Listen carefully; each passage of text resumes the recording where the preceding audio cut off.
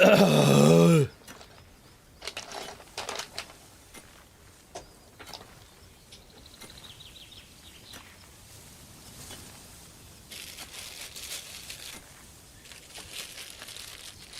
my god. Okay.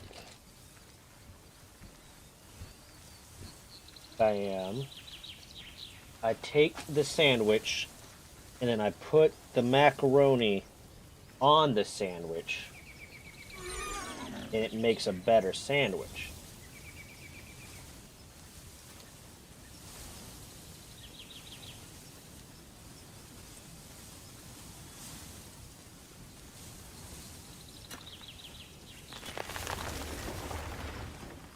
Bam.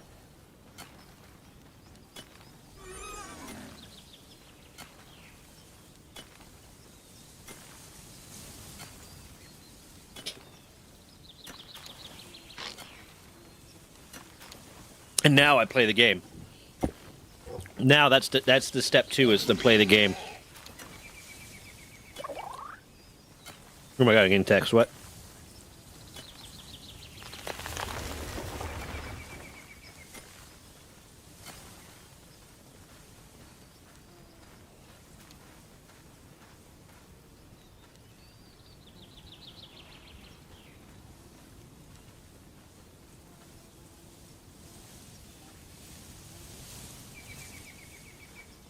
Okay.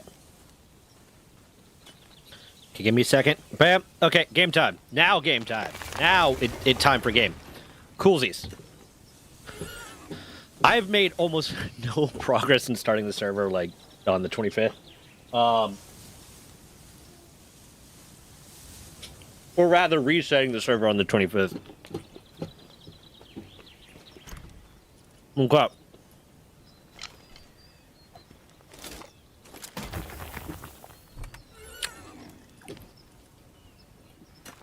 Let's see. I do need cement. Breeding farm good.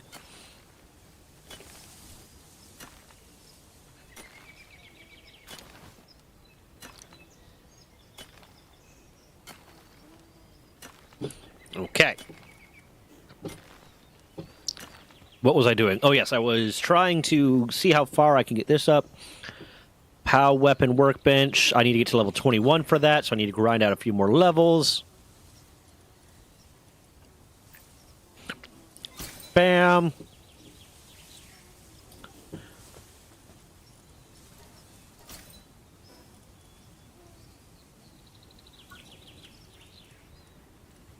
$20 gets me that. 21. Okay, yeah, so I need one more level. I need one more level to get to that point.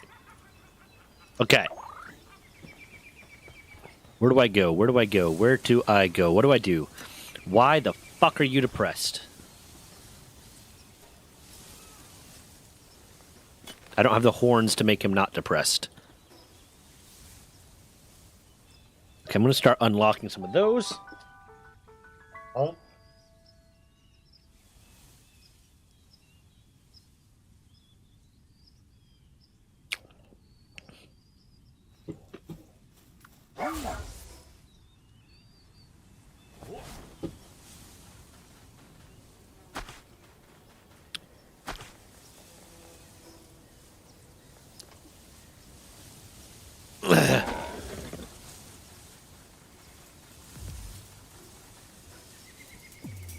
Ooh, hi, Sparkit. Get in the ball.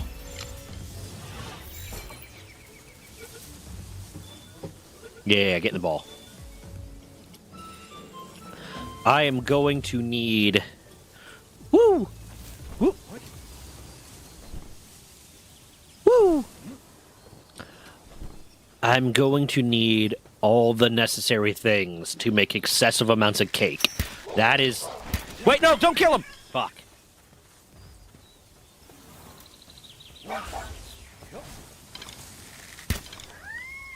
Get in the ball.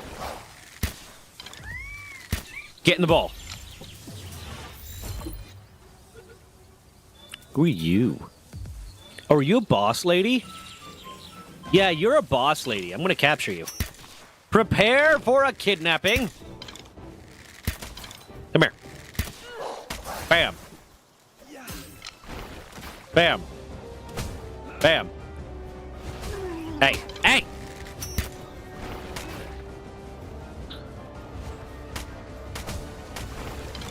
There you go. Yeah.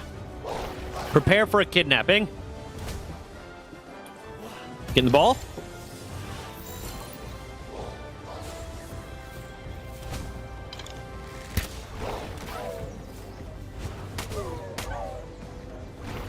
Don't do it.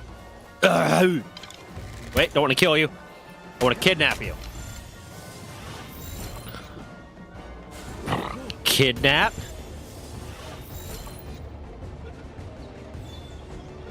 There you go. I feel like I should get a higher bounty turn in for kidnapping them and turning them in, because that's like legitimately turning in the bounty, but instead I just get like a bounty chip. Where's the bounty chip? Oh, there you are. Hey, girl. Oh.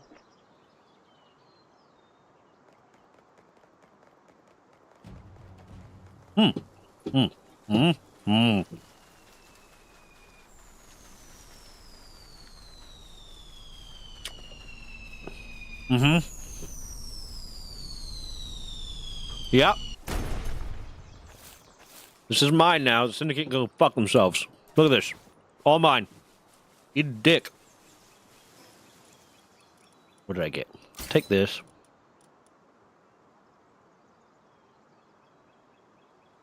Nice.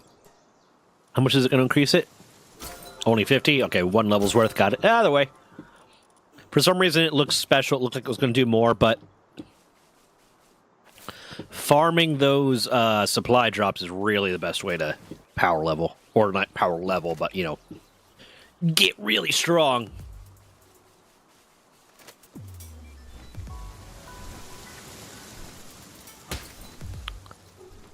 Hey, you can fuck off. What level is she?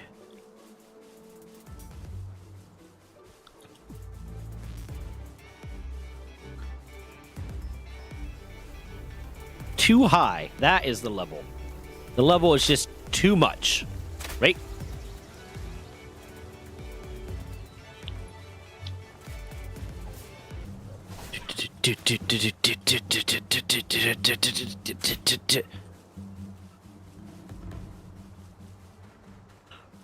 Floppy, get in the ball.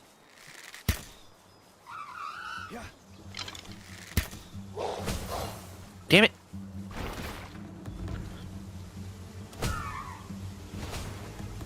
Ooh. Get in the ball.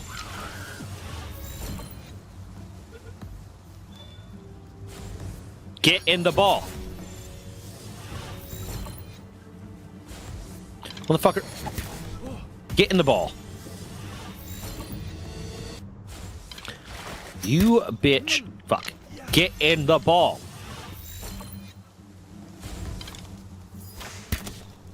Get in the ball. I don't remember what it is, but I know there's something useful to use to breed. Floppy, breed. Come on, get in the fucking ball. There you go. Good girl.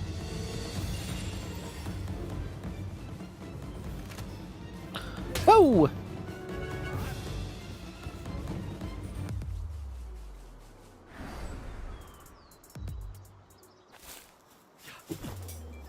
Whee!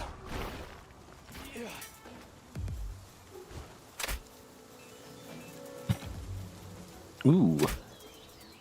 Who's trying to shoot me? Can I open this? Nope.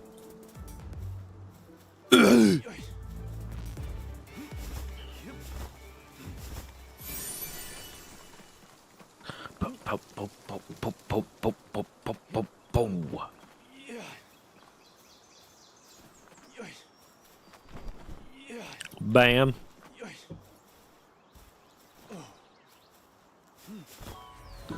What level is that Robin Quill? I also know I need that for things.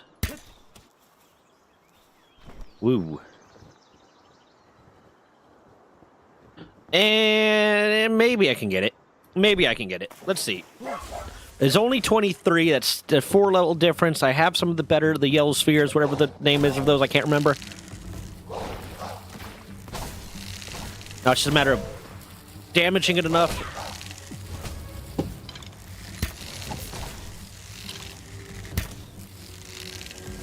Whoa.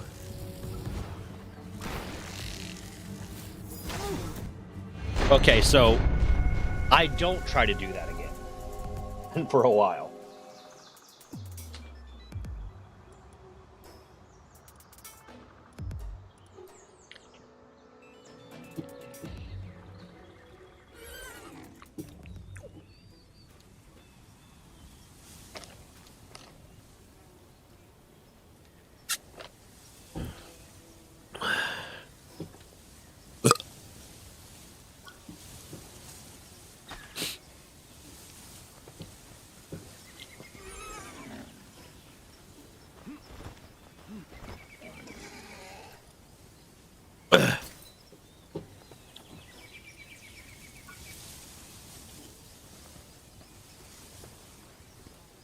What I need to do? Ooh.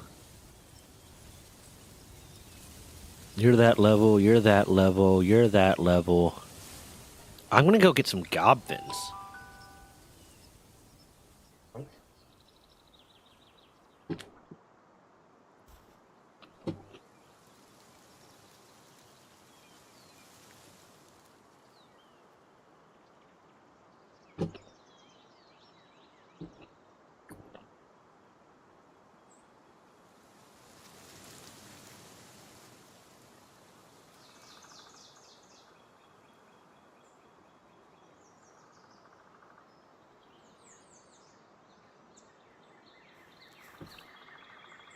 Hold on, I want to make a Grizzbolt. That's gonna require Masanda and a Rayhound. That's gonna be a little bit more difficult. Okay. Gobfin. Come here. First, I might as well get all 12 of the ones to get the whatever. Fuck. So you need 12 to fill out the thing and get the experience bonus. Have I never captured a land ball before on this account? What?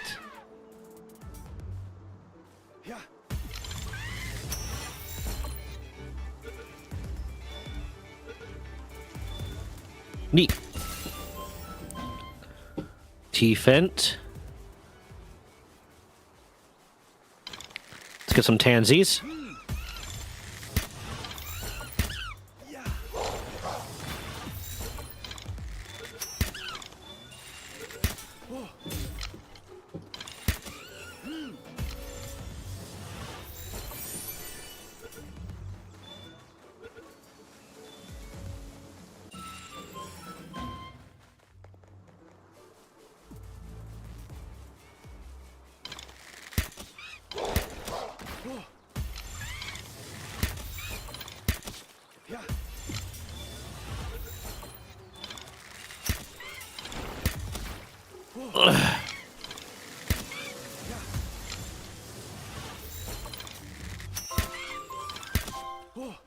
Bam.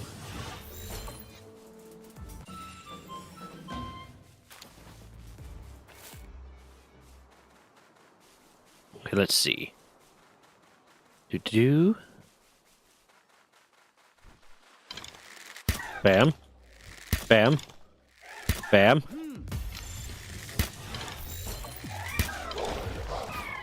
Fuck. Bam.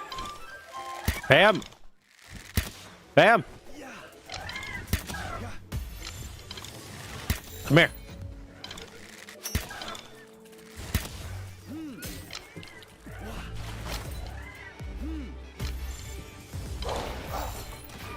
Why?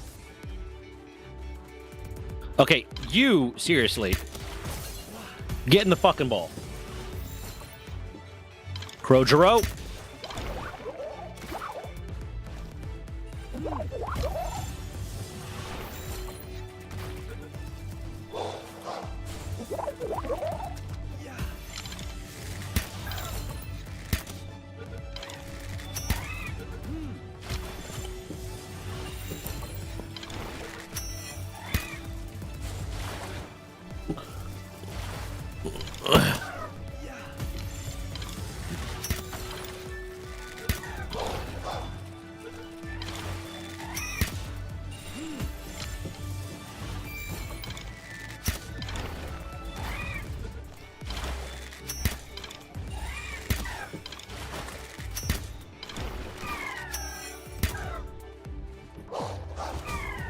Why did I do that?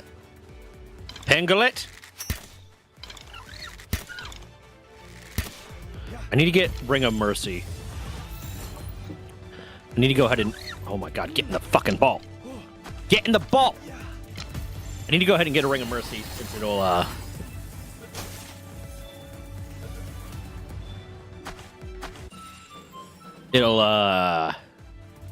Event. Make it easier to capture these things since I won't have to worry about killing them. Holy shit.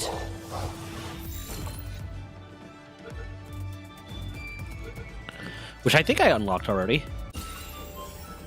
Yeah, I already got it unlocked.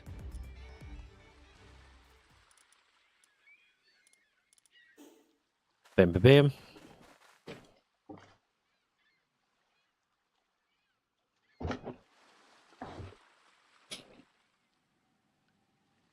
I still have no idea why the antique dresser is something so special. It needs to be ancient technology, but I guess because it's just cosmetic.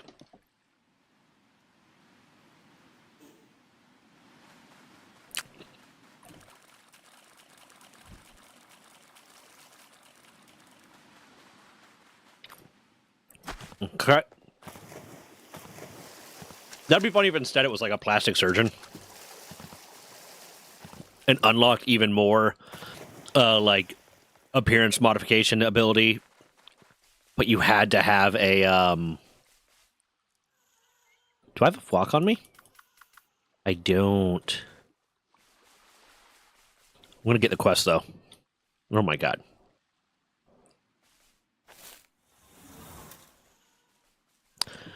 Isn't obvious if you only can bring a session exam close, just one will deal, make it worth your while. Coolsies! I have flocks.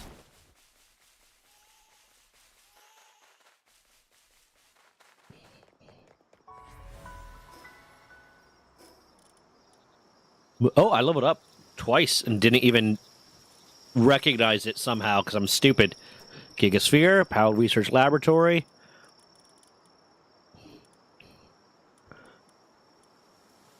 I need to research that. Gunpowder, musket, coarse ammo, tomato plantation, and finally got the Vanworm saddle.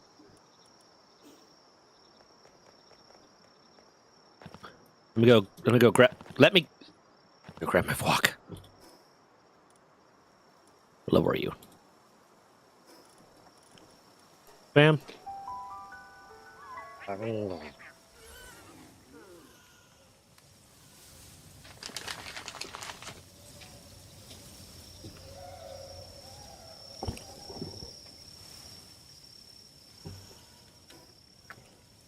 Okay.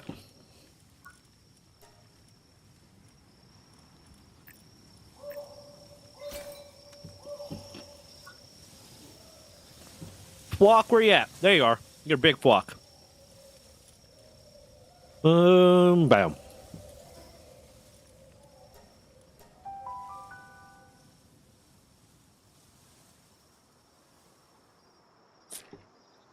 That's good soda. Okay. Let's go. You're so vain. You probably think this flock is about you. Yes, I did. I'll give you a flock.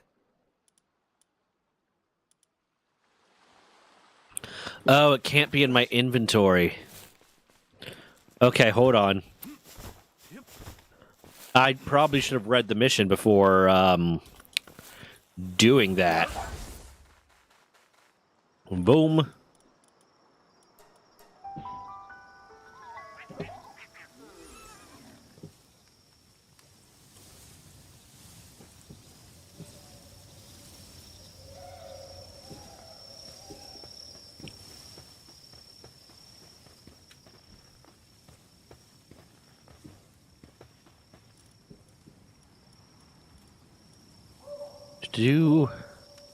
Why did I pick this flock over this flock?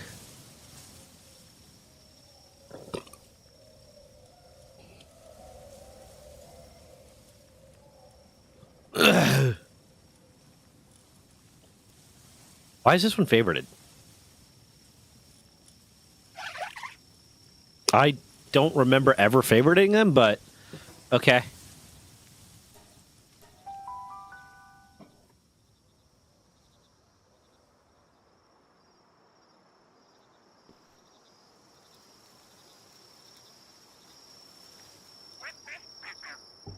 Okay.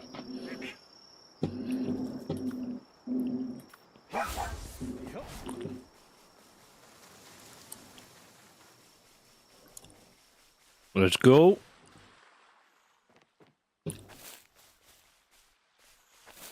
I do indeed have a flock. I have a flock to give.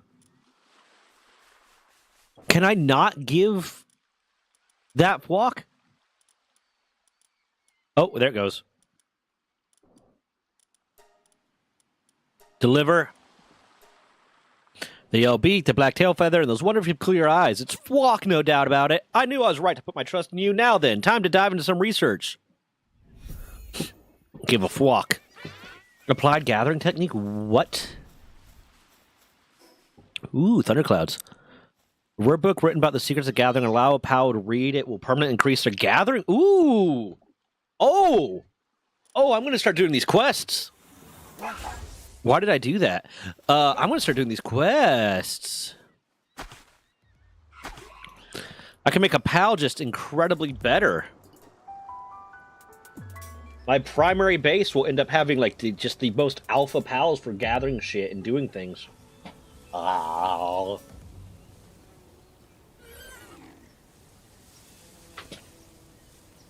That'll be good. Okay. I'm going to put this here.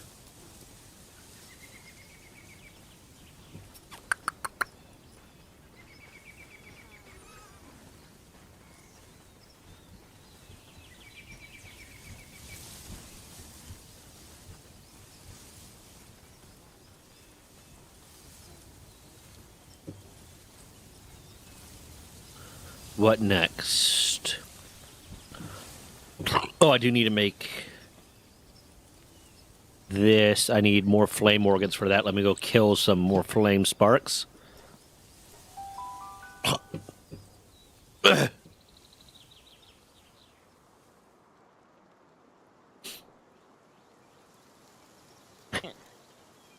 Grim, I see you in chat. What's up, man?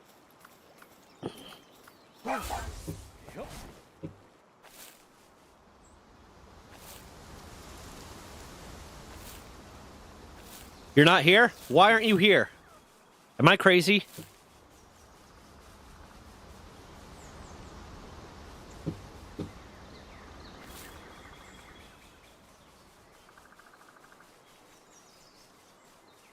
I'm seeing things? Oh, shit. Always knew this day would come. The mental illness compounding to make me just full-on insane. Get over here. Fuck you!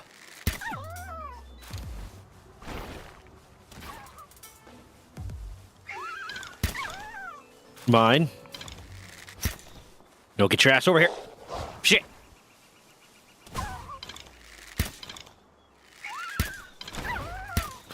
I could be down because I really want to get to day 11. Wait, what were you responding to where you said that? I really want to get to day 11, so I could be down to continue some Bronzebeard. I got 2.5-ish hours, a little bit longer before I gotta go, but I don't remember.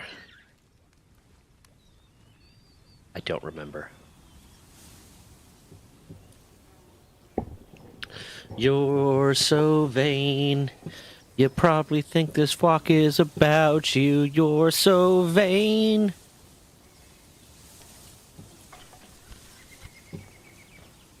Oh, I just popped 2 melatones hoping to be knocked out in an hour or so? Fair. Yes, because that's where you're chatting from. That's a very confusing question.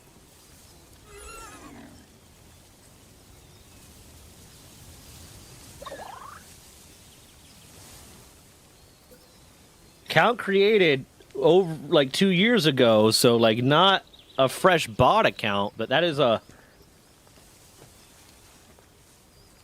that is what? Yes. Considering where you are chatting from, yes, I am.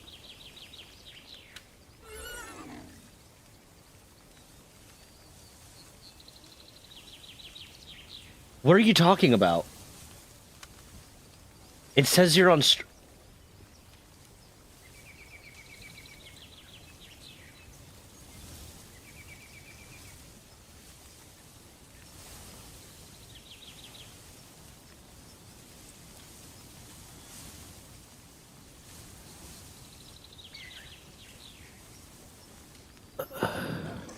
Oh.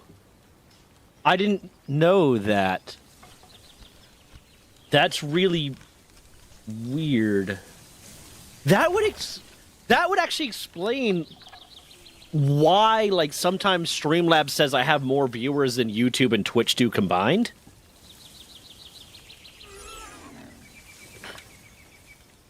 Okay, yeah, that's really weird. Hello, Grayman707. I was very confused.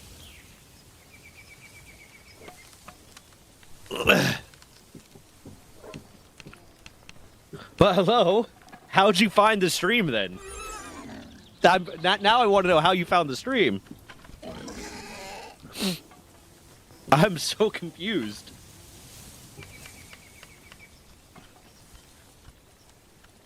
Gotcha, okay. Well, hello there, welcome, I'm Runga. I'm assuming that you followed from one of my videos. Your name sounds very familiar, but I might just be thinking Greymon from Digimon, to be honest. Thank you for the follow. Did you comment on something? Because your name does look familiar.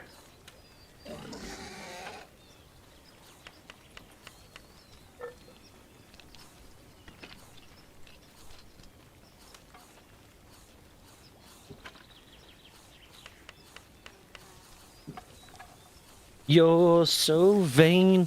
Okay. It might just be because I'm thinking Greymon from Digimon, which was one of my favorite Digimons. I always went the Agumon route. Well, not always, but I preferred the Agumon route a lot of times. Nose.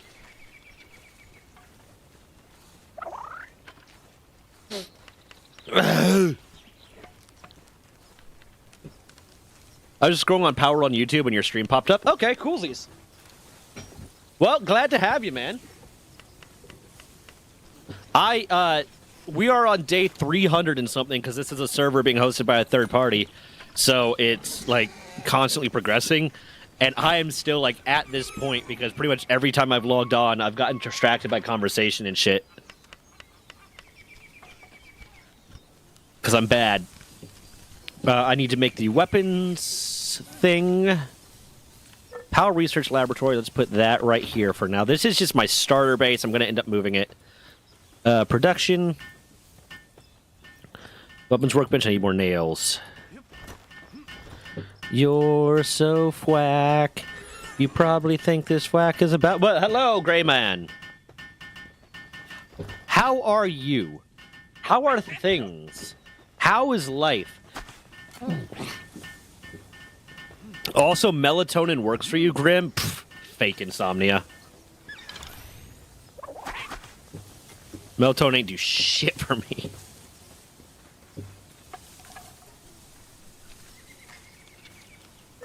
It doesn't, but I like to pretend. Yeah, that's like, honestly, sometimes I would still take it, even though I know it didn't work. But when it's like, 3 a.m. and I'm desperately trying to get to sleep and I just can't get even the remote amount of tired, I will do whatever. It just makes me feel better to think, maybe this time it'll work. Feeling all right, Miles? How about yourself, man?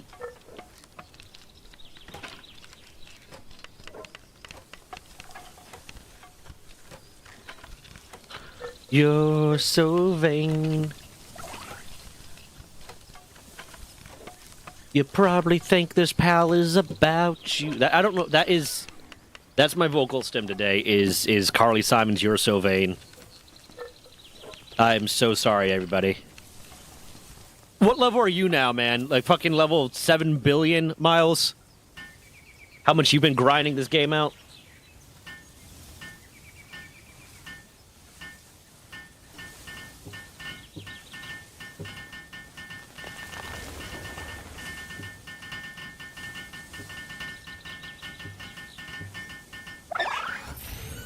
You're so vain. Probably think the song's about you, don't you? Don't you? You're so vain.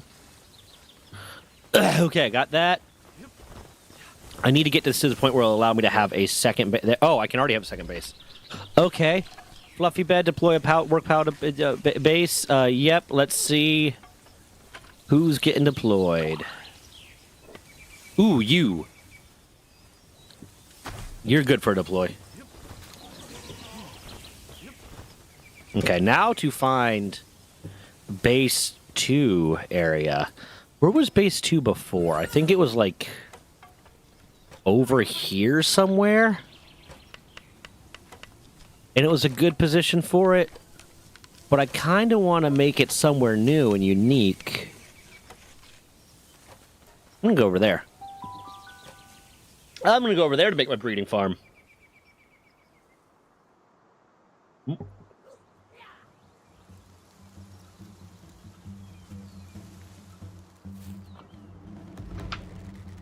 Hey, fuck you! Go away! You go this way.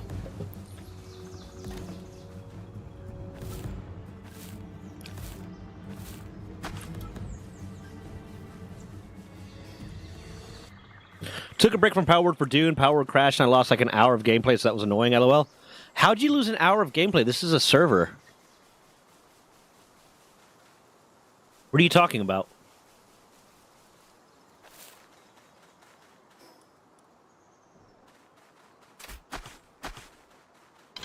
Yoclaw? Down here. Please get down here. Fuck. Look, it crashed and everything I had collected in the previous hour was gone. That's weird, because normally when it crashes, it requires me to restart. I had been kind of wanting to get into Dune Awakening too, but right now I have a Minecraft server and a Power World server up. I don't have like the mental space and or time for a third survival crafting.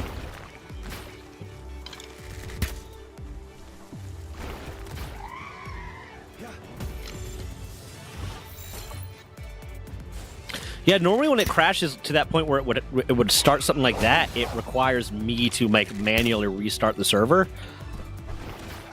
So that's weird that that would happen and I wouldn't even be aware of it.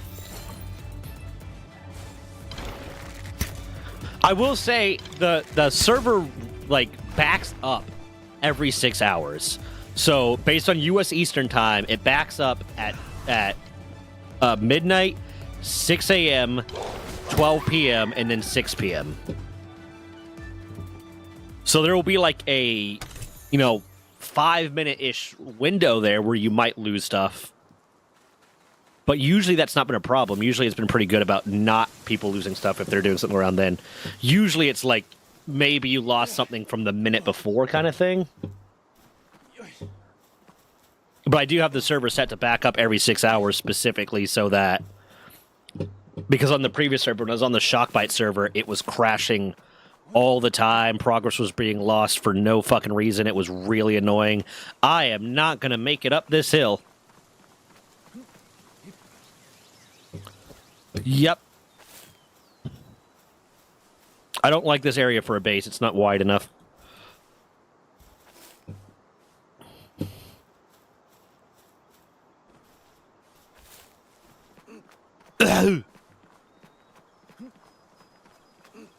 You know what you need to do, Miles? You need to join us for Bronzebeard.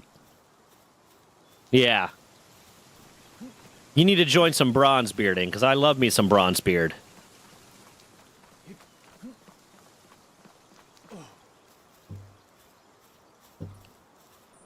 You're so vain. God, why is it stuck in my head? I didn't even hear it today. I didn't even hear the song today or recently at all. I don't recall any time recently where I've heard You're So Vain, but it is fucking stuck in my head. And it's infuriating me. Bam. Okay, let's see. Let's search around for a different spot. I don't want to just build in the same spot I was building before. I might build in the Masanda Forest just because I'm going to end up wanting to catch a lot of Masandas and a lot of whatchamacallits. Hey, what's up, Repexer? How you doing, man?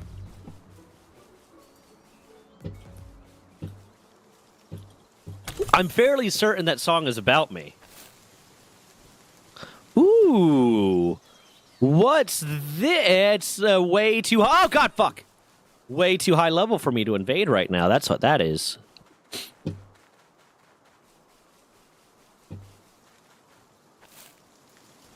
But Nintendo lost it, so I remembered you. You forgot I exist. You are one of the most consistent people in my stream, and you forgot that I exist. How? That hurts. But how's the job, Repexer? How's the peat farm stuff?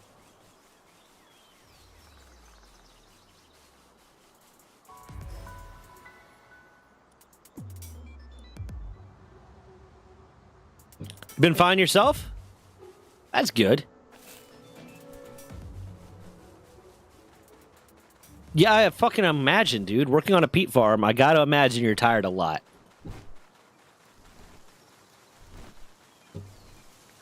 You're so vain. You probably got this song in my head. You're so vain. Okay, let's see. How am I gonna get to this? Job is nice when it's a bit cold. Is it cold there at all now?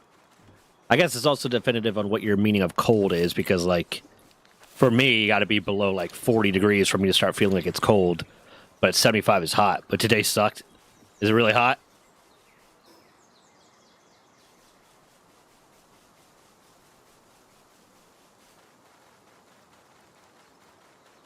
(15°C). I can convert like metric distance easily. I cannot convert Celsius. Hold on. Real quick so I don't feel stupid. Celsius to Fahrenheit. 15. So 59 degrees is what you would consider cold. Okay, that's about right. 27 with no wind. That is, let's see, 80 degrees. Yeah, no, that would be hot to work fucking manual labor like that. That would be uncomfortably hot. I get you there. Where's the Masanda Forest? That would suck a little bit. I remember one time it was like early summer. It was like maybe early June, and I had to, because this was like right before I got out of the military. I had to like move a bunch of shit to take it to Dermo. So I had to load up a bunch of shit into a 5-ton stake truck, like old printer, like big ass old printers, and is Masanda Forest over there? Maybe, like big ass old printers and just a bunch of tech and shit to take to Dermo, and it was incredibly hot. The 5-ton stake truck did not have decent AC. at all. It also didn't have an accurate fuel gauge. And I had the brilliant idea of, you know what? It's really hot. I'm going to stop at 7-Eleven on my way to Dermo and get some of the Dibs chocolate ice cream things and some like cool drinks and stuff to keep myself cool on this drive because Dermo's like an hour away. And that'll be nice. So I ate like 2 containers of that ice cream, got out, started doing manual labor, and just threw up fucking everywhere. Like, it got all over my NWU blouse. It got like, it was just bad.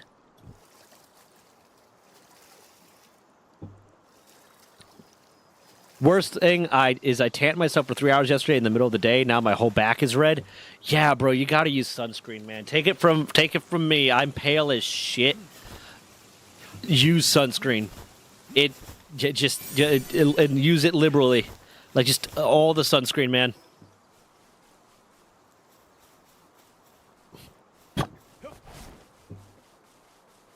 Ooh, there's a Masanda. Can I take it? Probably not, but I'm gonna fucking try.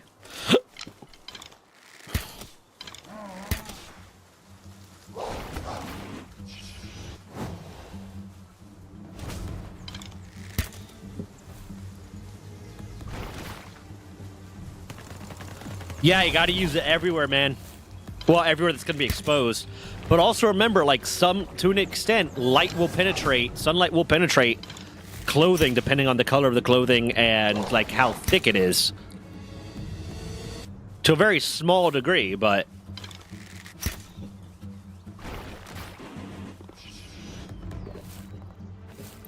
But if you have, like, kind of loose clothing that's very light... the sun can get through it a little bit. That's why when they do, like any sort of water transfer system for like hydroponics, they use black tubing, or they should be using black tubing, because it stops as much of the light as possible from penetrating to help inhibit algae growth. What's the best part about today?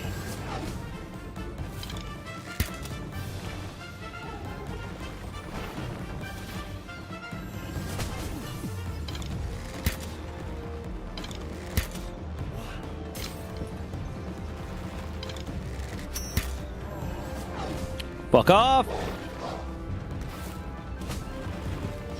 No, go away! I don't want shit to do with you! Stupid fucking rat!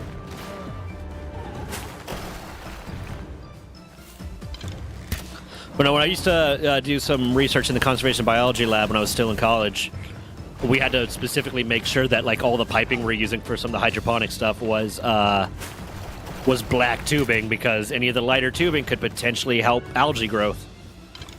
Which was like still like I understand the concept, but it was still like wild to me that you have this solid thing, but they're still like, yeah, it might just be enough. Got him. Now I just need to get a Rayhound and I can breed a.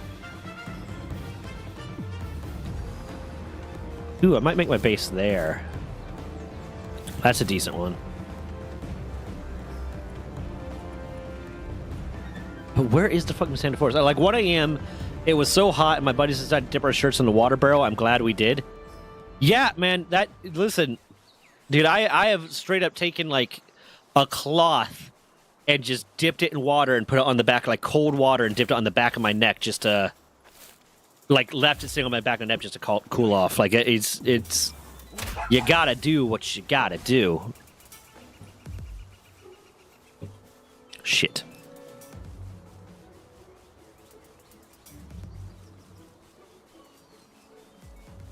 Over there might be nice. I'm trying to find a good spot for base 2. But Miles, you should totally get Bronzebeard, play Bronzebeard with us. Been good, man. Been good. Busy a lot, trying to keep up on the content thing and just do shit around the house. I got a notification from the city that, like, hey, you need to mow your lawn, because there are a few patches, because I have a natural lawn, but then I'll still get a few patches of, like, bad grass that will just grow really tall. So I got a notification from the city.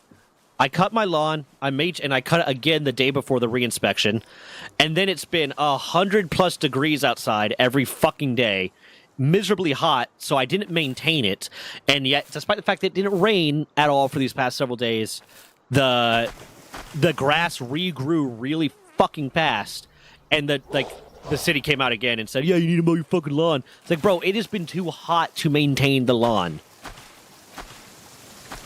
Like, chill the fuck out. Like, we're getting notices of make sure you don't do this and do this, blah, blah, so you don't suffer from a heat stroke. And yet this fucking douchebag, AC, whatever the fuck his name is, felt the need to come out and reinspect the goddamn lawn.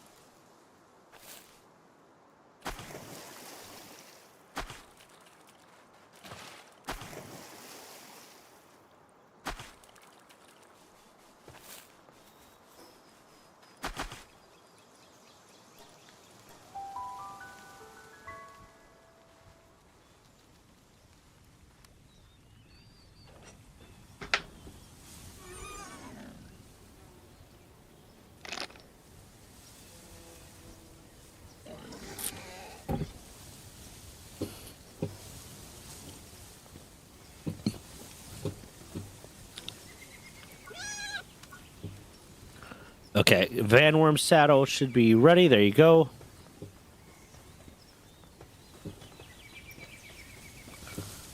That'll make it easier to get to places I need to get to. Where's the fluffy bed upgrade? There it is. I need to get a few more levels before I can do that. I want to... hold on. Sanda Forest. Losanda Forest.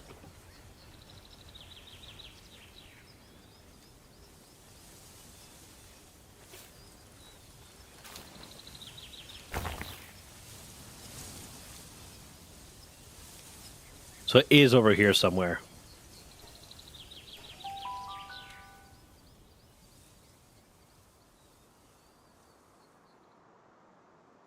Can't wait to get my paycheck next week. Nice. How much are you making an hour, if you don't mind? Like, to work at a peat farm, I would hope it's good. But I can also see them being like, well, it's unskilled labor.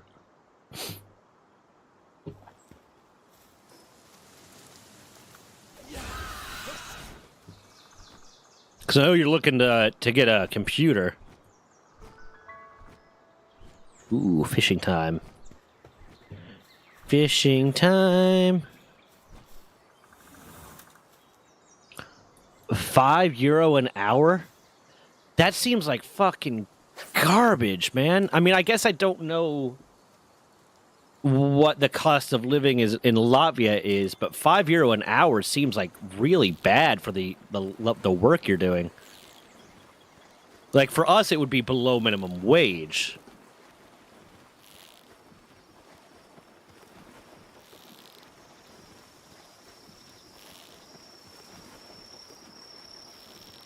Oh my god, stop being difficult!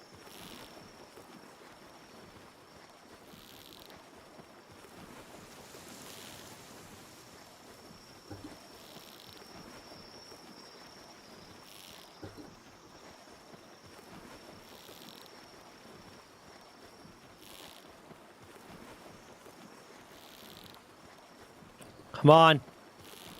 Come on.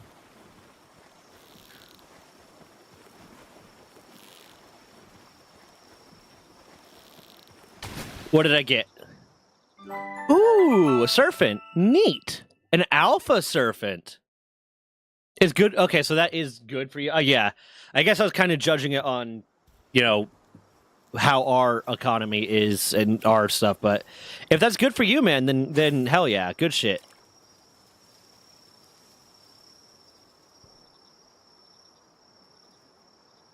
I can still buy a bunch of stuff because prices are different here. Gotcha. Well, that's good, man. That's good.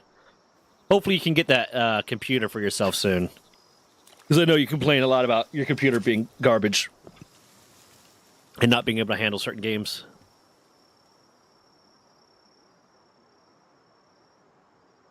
Hold on.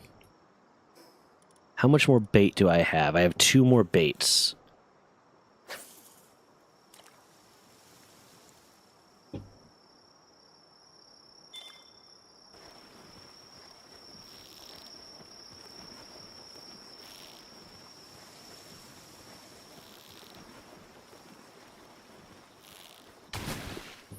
What's this? I've never got a turtle before. That is something new. That is my first Terraria catch. Terraria update catch. Hell yeah.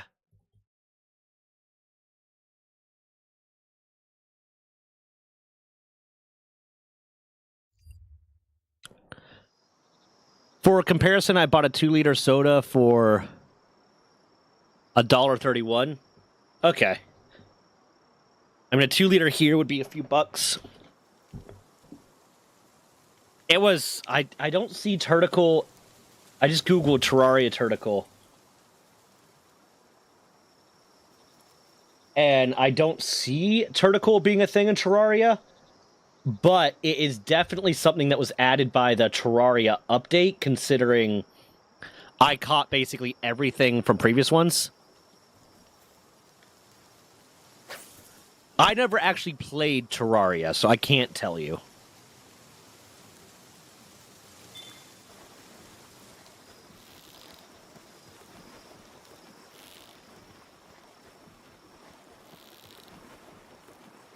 You want to pop into VC, Miles? Catch up? It's been a while.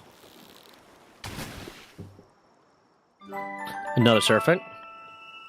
It's one of those games that's kind of like, I know I would really enjoy it, but I also know it would like consume all of my time, so I just never got around to getting into it.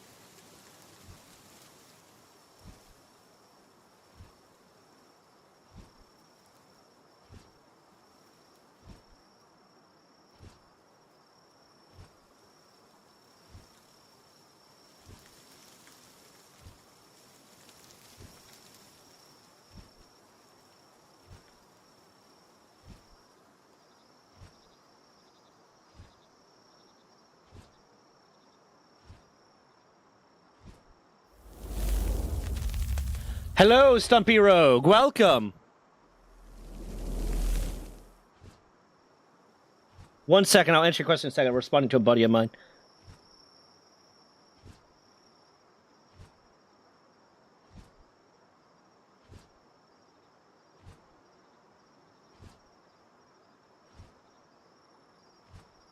Hello, Miles.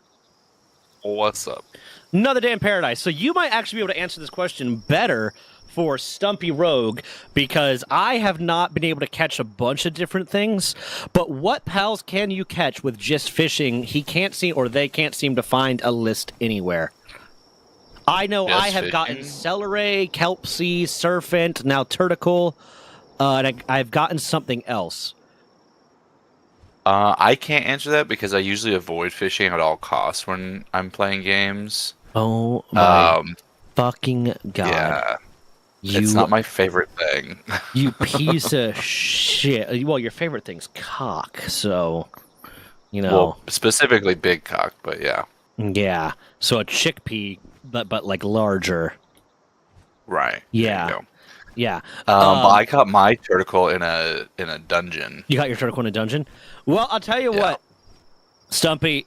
Let's do some rounds today, because I today's gonna be a short stream for me anyways. So I'm just gonna spend a lot of time fishing. I'm gonna go to different fishing spots and spend time fishing. That's what I'll do today. Because I'm not sure exactly. I know I've gotten celery, kelp sea, turtle, serpent, and something else I can't remember. But how you doing, Miles? It's been a minute. I'm good. Just I just hopped onto the server, so I'm hopping around, looking out where I want my second base. So we'll see. My second base is going to be the starting of my breeding farm, which I love. Like I'll be posting a video about Nintendo or Borderlands or whatever the fuck else, and I'll get comments on, "Damn, dude, how many egg incubators do you need?" It's like all of them, all of them. Each one of those bases had 120. I had 2 breeding farm bases, and they each had. Well, one of them had 128, and then I doubled it to 256, and then I had a separate base that had 128 egg incubators. Yeah, about the PC, for some reason, my father is against me buying it. Why?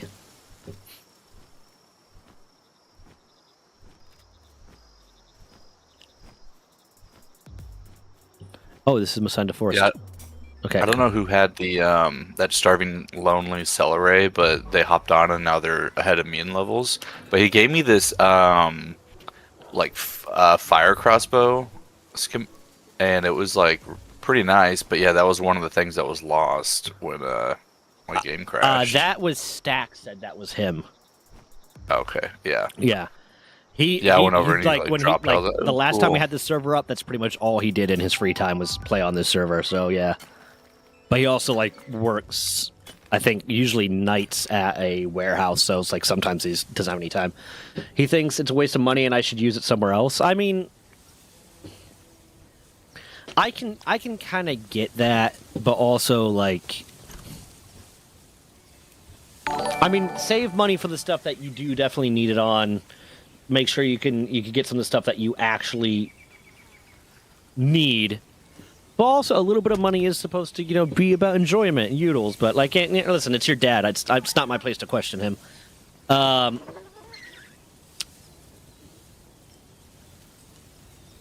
Palladium, 8 wood, 3 stone. 1 palladium, 8 wood, 3 stone. Bam, bam, bam. I mean, my dad would be like, "Oh, you should invest that money." I'm like, "Dad, for me to make money through investing, I'd have to invest a shit ton of money." My dad's thing, and I do actually really appreciate that my dad did this, and like, because one, my dad, when I got my first job, which was my only job outside of the military, I wanted to buy like my own, same thing. I wanted to buy my own laptop. I wanted to buy a laptop I can game on. So my dad had 2 things. One, half of my paycheck had to go into a savings account. Half of my paycheck every time I got paid had to go into a savings account. 2, when I got my first laptop, my dad didn't let me outright buy the laptop, despite the fact that I had the money to do it. He made me go to the bank and get a secured loan with that money to buy that laptop, which I was kind of pissed about because, like, why am I paying interest on this thing that I don't need to pay interest on, blah, blah, blah, I can just buy this outright. But then when I got out of, like, A&C school and I went to get buy my first car myself, because I had a car, my dad had bought me a car, but like an old car. But when I went to buy my first car by myself, my credit score was like 720. And then when I went to buy my house, because I had developed these habits and developed a good credit history and stuff, when I went to buy my house, my credit score was 774. So I was 22 years old, less than 22, because I started the process of buying my house when I was 21. I was, 22. I was 22 years old with a, 774 credit score. So it was pretty good. Yeah, I didn't get it at the time. I did not understand it at the time, but it was definitely something that, was a good idea that I did it that way. Yeah.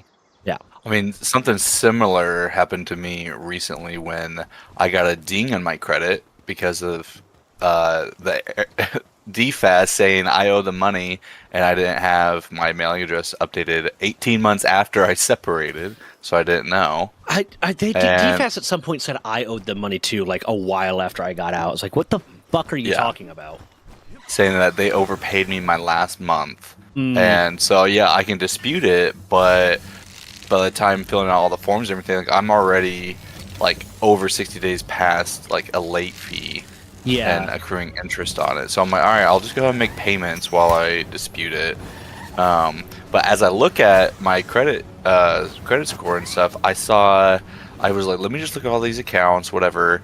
Because I never really had anything negative on them. Yeah. And then I saw I had a 20-year credit card What? on my account, and I'm like, How old are well, you? I'm 36. So Yeah, I'm like, there ain't no. no damn way that I had a credit card when I was 16. Yeah. So I was like, unless one of my parents signed me up for a credit card, but I was not privy to that. I Which had is no idea. it's not a bad idea.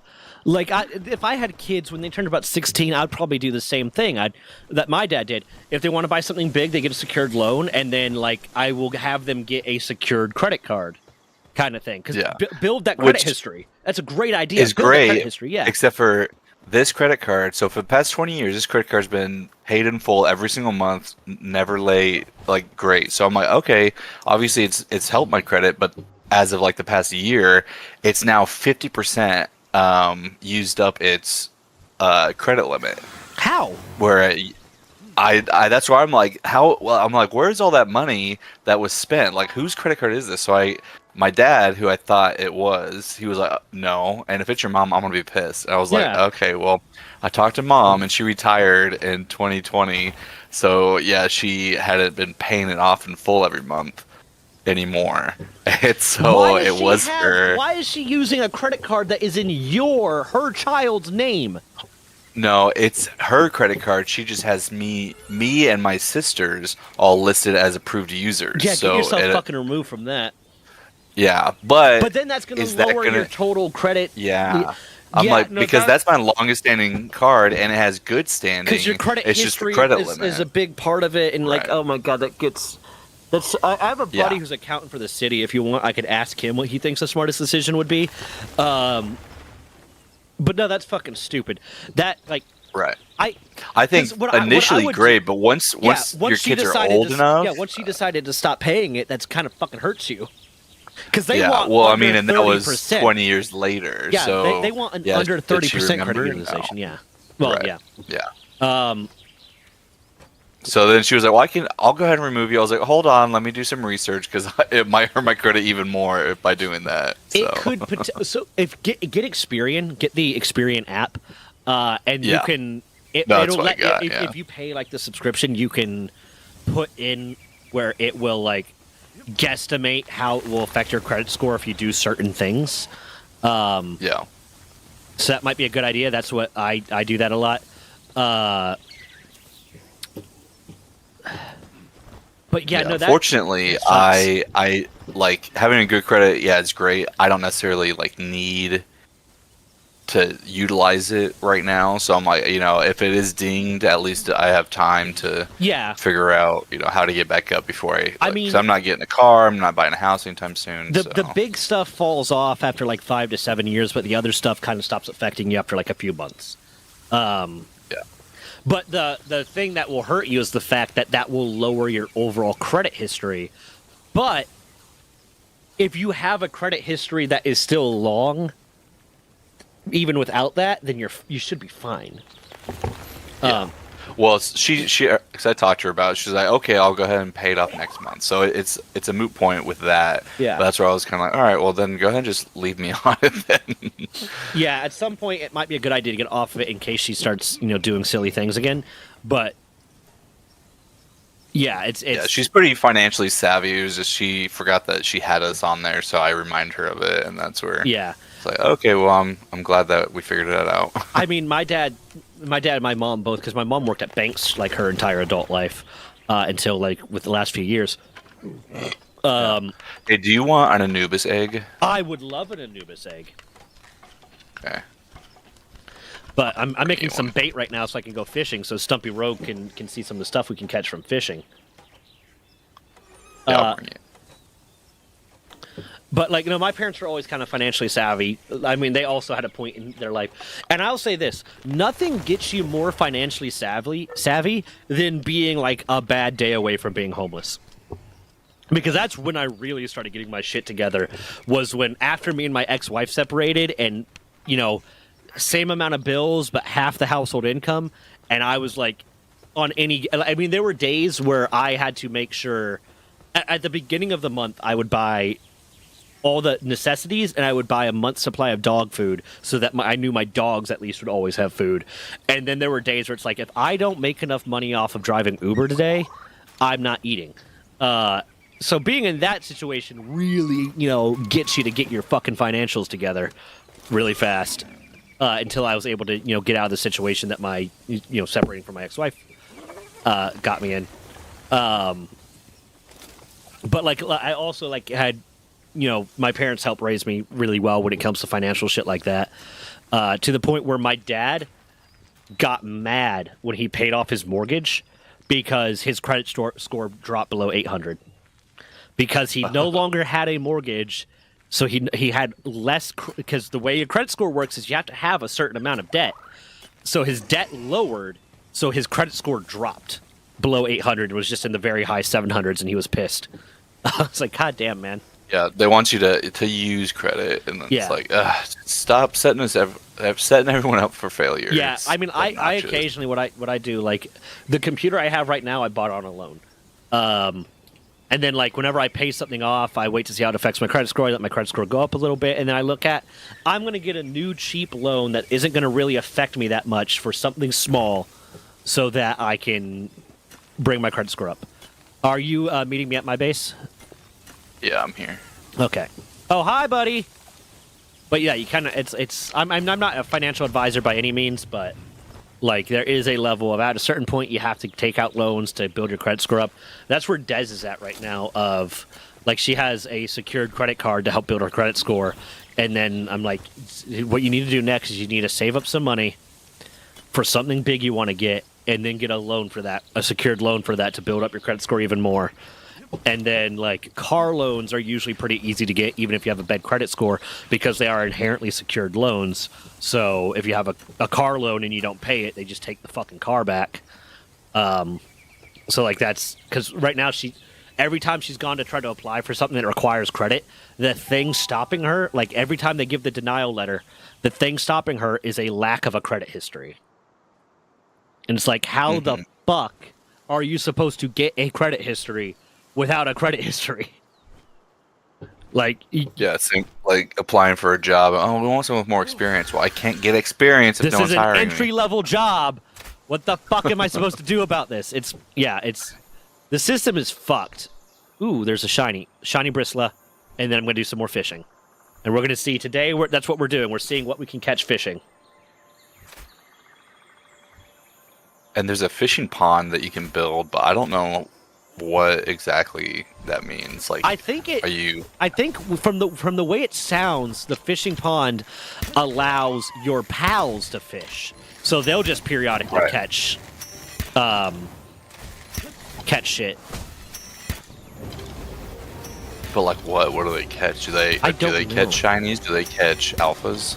Like, Yeah, I mean, it might be based on their specific skill set as well as like the level of the pond, because there's different sized ponds you can get.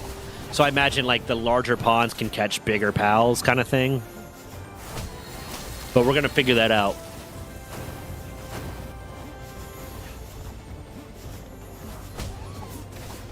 is that an alpha celery? I don't like celery. I like celery. I don't like celeries. I did a juice fast at one point just to see how it worked. Ew. And every juice had like celery as a part of it because it's so hydrating and it's got these diuretic properties which are counterintuitive to each other. If it is diuretic and hydrating, that is one of those things is untrue. But it has these diuretic properties, which all diuretic actually means is it pulls liquid into your intestines. But it was like, yeah, it's diuretic and has the hydrating properties, so you want to use this. And I was like, okay, cool. And I couldn't, fuck, I died. I couldn't get behind the juice fast, and I hated every recipe. And then I found out once I stopped putting celery in them, that they were actually pretty good.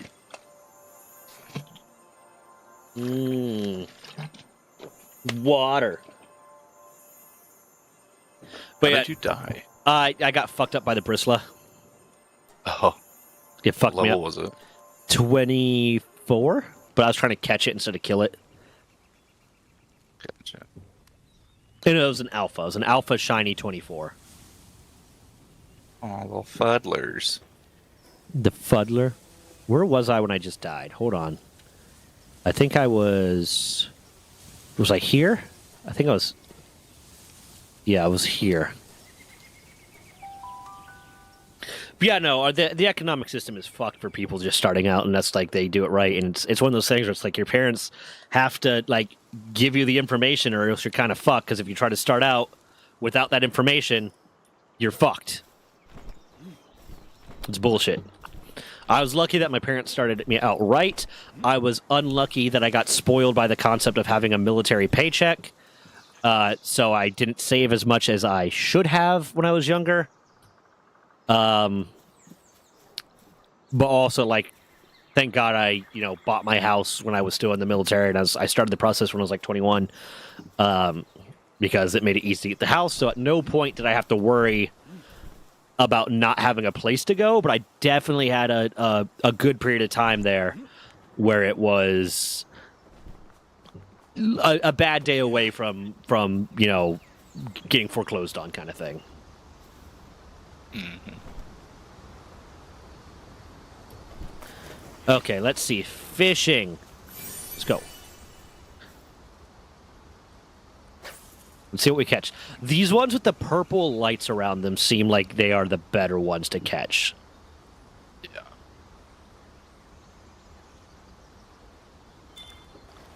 Wow, this dungeon has a lot of chests in it. Don't complain. I like a chesty dungeon. I need to make sure that this time when I start dungeon hopping, I actually catch the cave mushrooms, because that's what you need to get the remedies. Yeah. I mean, they get them on the expeditions, too. Yeah. Wow, it was just a thwack. Okay, I caught an alpha thwack. What I'm thinking, from the looks of it, the purple ones, it always seems to be an alpha. Whenever I catch it, it's an alpha. It seems like it's just going to be water types or what get caught from this, and I'm imagining like maybe it's every water type, but I want to see if I can catch a Yormantide.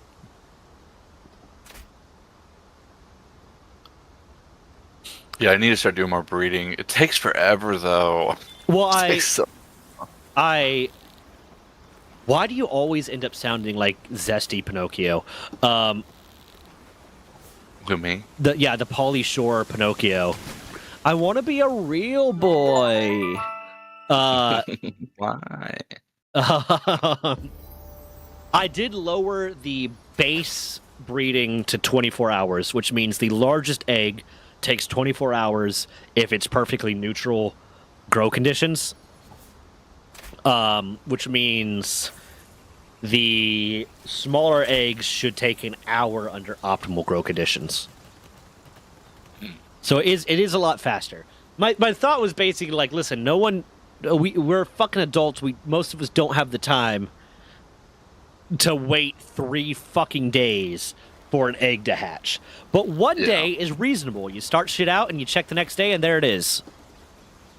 For like the really big shit. I mean, doing all the research, like you could get in game super quick especially if you have the, like an hour max. Like no, you'd be done with the game in like less than a day. Yeah, no, like it's me and one of my buddies were gonna do like a Souls Lock, and we're still going to at some point a Souls Lock.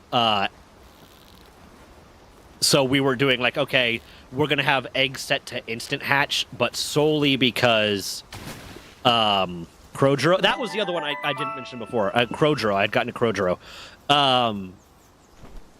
Solely because it's a Souls Lock, so we can only catch the first pal that we see at any given, like, I can't remember what the rule we set was when we can catch a new pal kind of thing. So having it take more than, instant to do didn't really hurt anything because we can only catch so many pals to begin with. That robin quill over there just swimming for no reason. And I didn't know Mimog was a thing. You didn't know Mimog was a thing? No, I was like, what the fuck is this chest that I can't open a key on? So I never did anything with them. For a while, they were like impossible to catch because they were incredibly fast.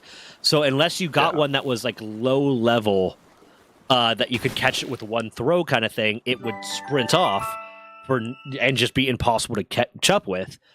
But the trick was like if you used the meteor gun or the rocket launcher, it would stun them and then they wouldn't start moving, kind of thing. But that's how you get the dog coins. You get the dog coins to buy the special stuff. It's from Mimogs. But breeding them doesn't do it. If you breed them, it doesn't count. You have to actually catch them. Yeah, I just caught one in this dungeon, but I mean, it just ran into a corner because it couldn't go anywhere else. Yeah. So it worked. I've been getting a lot of dog coins from the scrap piles. Really? Oh Yeah. yeah, I guess you can get them from there. Yeah, I already got my multi-climate undershirt. Yeah, the multi-climate is a godsend. Yeah. Flea market. And I think it's a 2.0, so it's like a lot. Ooh, high quality bait. Makes them bite more readily. What do I need to make this? Tomatoes and flour. Okay, so I'm going to need to set up a tomato farm. When can I get a higher level fishing rod?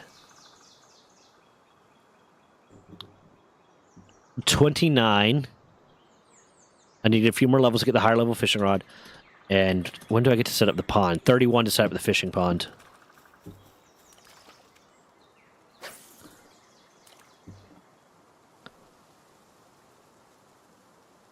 Haven't seen you stream in a while, Miles. Why aren't you streaming?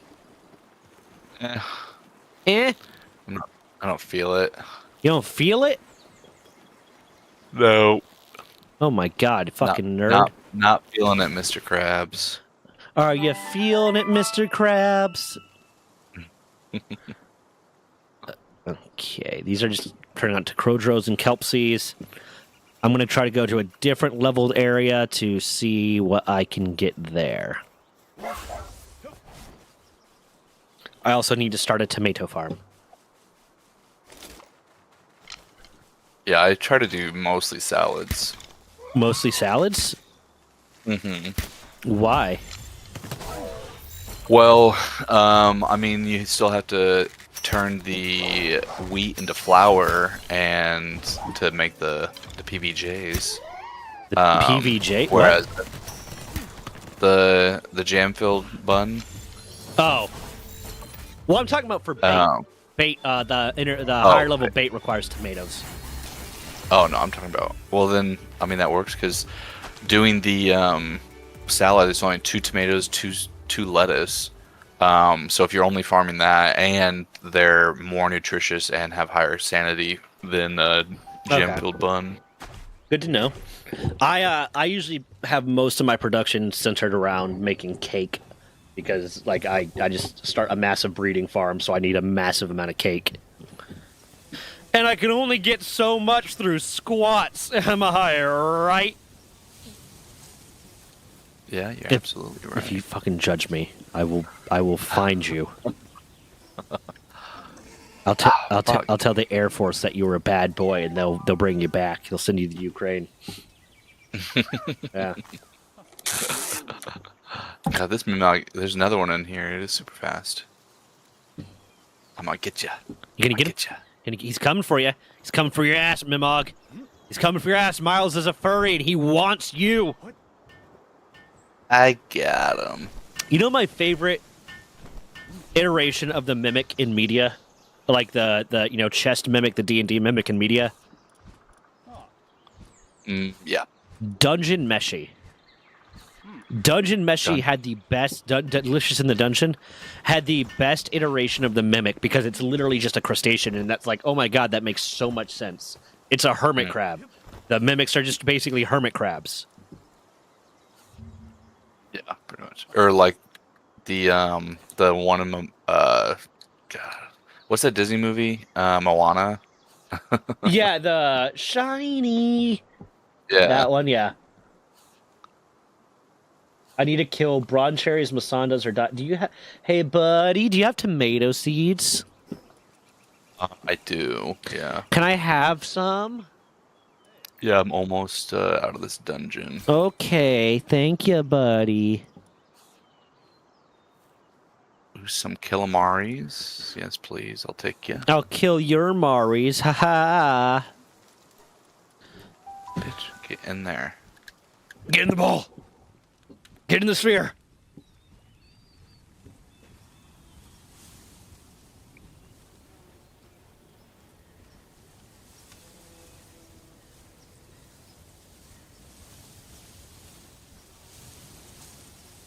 Let's see who the dungeon boss is. Hey, Mask, how you doing? Wait, he's not there. This way. He's in waiting room. Here, I'll move him there. Hey, Mask, how you doing? Doing good, man. How are you? I'm doing pretty good, brother. In case you guys What's up, didn't know, brother? Mask is currently making his own TTRPG system. Yeah, that's true. Yeah. And it's a lot of work. And lot one more of than these I days we'll do a video on it and we'll do a one shot and stuff and you guys will get to see it first here and then you can buy it so you can support artists that are making TTRPG systems. Yeah. Yup. That's true. But no, It's so always good to support artists. so what I'm talking about is like, okay, so I want to make my divorce lock. And my divorce lock is going to be I talked about it on stream the other day. I don't know if you were there. My divorce lock is going to be the stepchild. So basically, his parents. I don't know what race he's going to be, but he's just a normal person. That was like maybe I'll just make him human for the bit. But his parents divorced, and his mom married a celestial, and his dad married a fiend.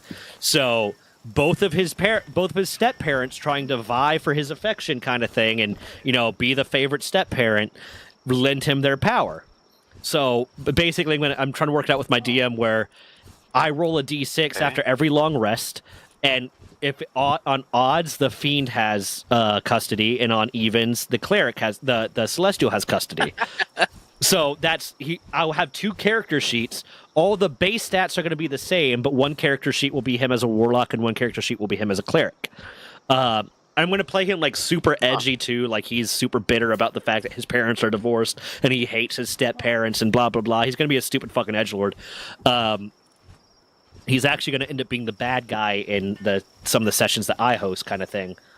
But then his brother or his stepbrother is going to be the child from the initial marriage of the Celestial and the Fiend. But in D&D, there is no species that is half Celestial, half Fiend. There's Tieflings that are half Fiend, and Aasimar that are half Celestial, but there's no half Celestial, half Fiend. And I kind of want to make a fairly balanced, because I'm not about min-maxing, a fairly balanced crossbred species between Celestial and Fiend, and I'm going to call it like Nephilim from Diablo Nephilim. Because the origins Nephilim originated from, I think, the Bible. From the Torah. Got it. Yeah. But in the Torah and in Christian mythology and Jewish mythology, Nephilim are the child of humans and angels. But Nephalim with an A in Diablo are the origin of humanity, and they are the children of angels and demons. So angels and demons came together and created that. So I figured, okay, that makes sense, calling it that and kind of giving homage to Diablo. Would be a good way to do it. There's also this TTRPG system I tried to play at one point when I was younger and it died, called Alpha and Omega, that had Grigori and Nephilim as a part of them. Oh. Yeah. That sounds neat. It died forever ago. I'm taking motion blur off, yeah.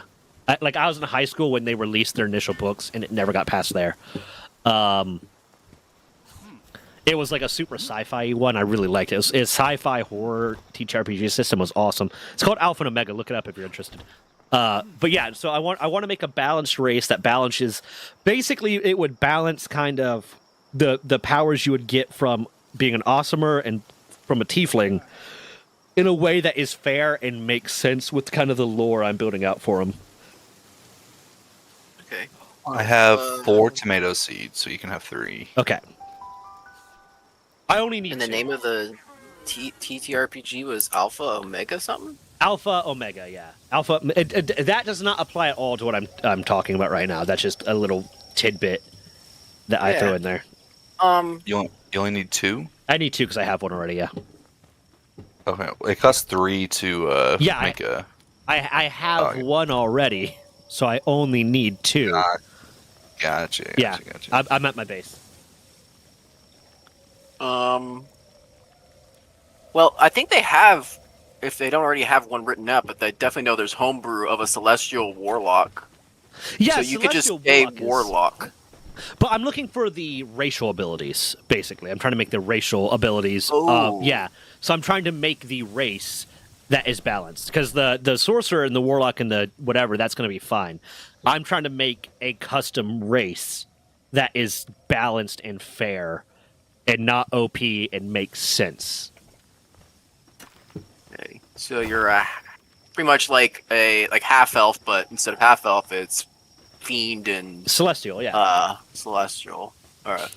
So almost Aasimar. imagining if an Aasimar and a Tiefling had a child, but it got the demonic and the celestial part instead of the human parts. Okay. Yeah. Look at that. Mask is my go-to guy for asking questions about DM shit. Mask is also a professional DM. If you guys, I don't know how busy you are, so I don't know if I should be advertising for you. No, that's fine. Yeah, professional DM right here. Yeah, I freelance on startplaying.com. There's a lot of good DMs there, so if anyone ever needs one, and there are free there games are too. no good DMs there. It's just Mask. It's just him. That is true. He is the only good one. Everyone else sucks.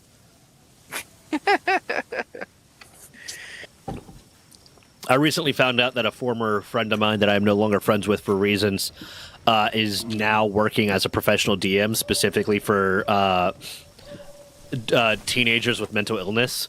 And my first thought was, oh my God, he should not be allowed near teenagers, especially not those with mental illness, especially not in the position of power of a DM that can command some level of respect.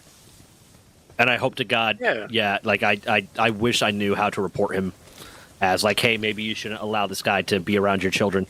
But that's neither here nor there. The police is a good start. He's never done anything technically illegal. I'm sorry to hear that you had your falling out. That must have been pretty bad for you to judge. I mean, because I'm assuming he's probably got some mental illnesses then. Yeah, no, he's got mental illnesses, but that doesn't justify being a piece of human garbage. Yeah. The man has never done anything technically illegal that is reportable to the police, but definitely a lot of manipulative shit to adult women and people that I know that, when applied to children, would constitute grooming. And I don't trust him to be the type of person to not do that. But he has never done anything technically illegal that I could actually institute some level of he's not allowed to do these things with, I'm sorry to hear that. That is a tough position to be in. Yeah. But then again, the good part is he doing it online? I'm not it's sure. in person? Me and him have no contact anymore. I heard through a mutual friend that was the case. Yeah. Yeah. But yeah, okay. So back to this. That's also neither here nor there. Back to let's build out this race.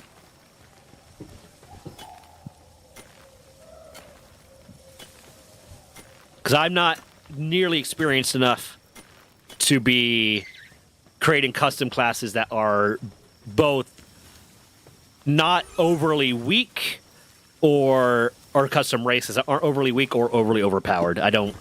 Listen, I've DM'd a handful of sessions. So you said that the parents have custody, but that's for your subclass of That's for the divorce lock. patron. Yeah. That's for the divorce lock who is not going to be this Nephilim, which I'm calling it. That is for the one that is basically either human or elf or whatever. He's just the stepchild of the Celestial and the Fiend. The one that is the actual child of the Celestial and the Fiend is just going to be a sorcerer.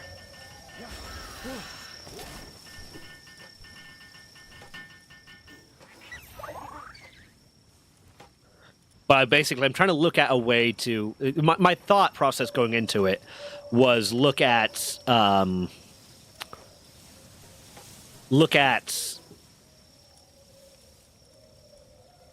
what the fuck am I trying to say? Look at Aasimar and Tieflings and use those as a base to make the custom species.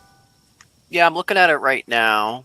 Now, the thing is, there are like different forms of Aasimars, where like you can get wings, you can get like a protective, like almost like an avatar Yeah. kind of thing. I feel like So it charisma would be like immediately one of the charisma and wisdom would be like the boosted stats or whatever for it probably. Yeah.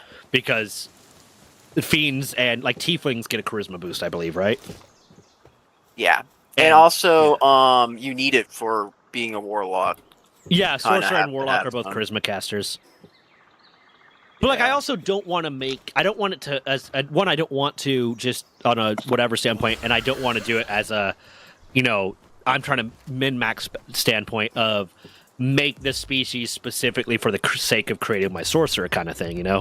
I want it to be something that I could like throw onto D&D Beyond as a custom class, and it would be balanced across the board and lend to like maybe other classes too.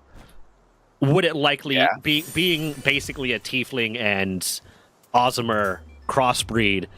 It would probably lend to charisma casters more than anything, but I have an idea. yeah. I'll go ahead and start writing it up, and I'll send it on Discord so you can have the write up. Okay.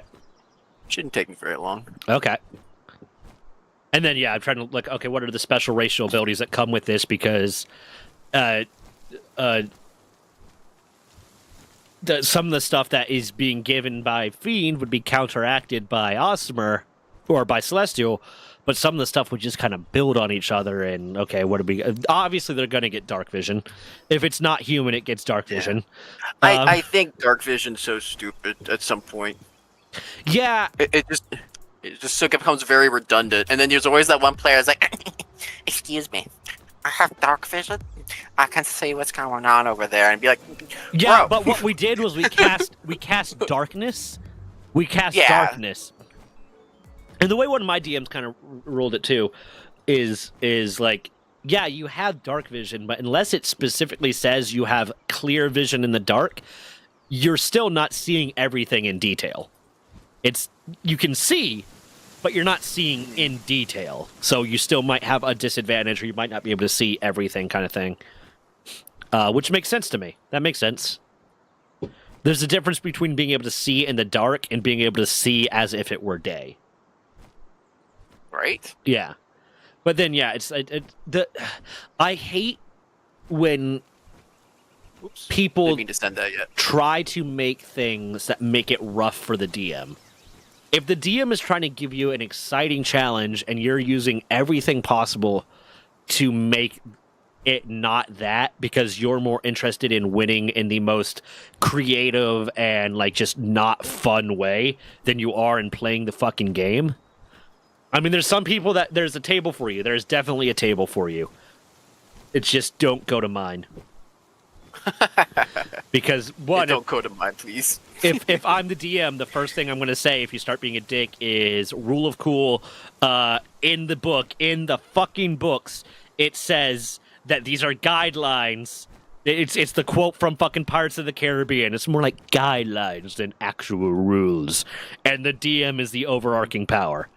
If I say something happens, then that's how it happens. Am I going to, 9 times out of 10, am I going to be like, oh shit, I came up with this clever thing, but you actually do have an ability that counteracts this clever thing that I did? I'm going to roll with it. But if you're being a little shit about it, nah, man. Sucks to suck. Sorry, bro. Go fuck yourself. Of course. Oh, here we go. Okay.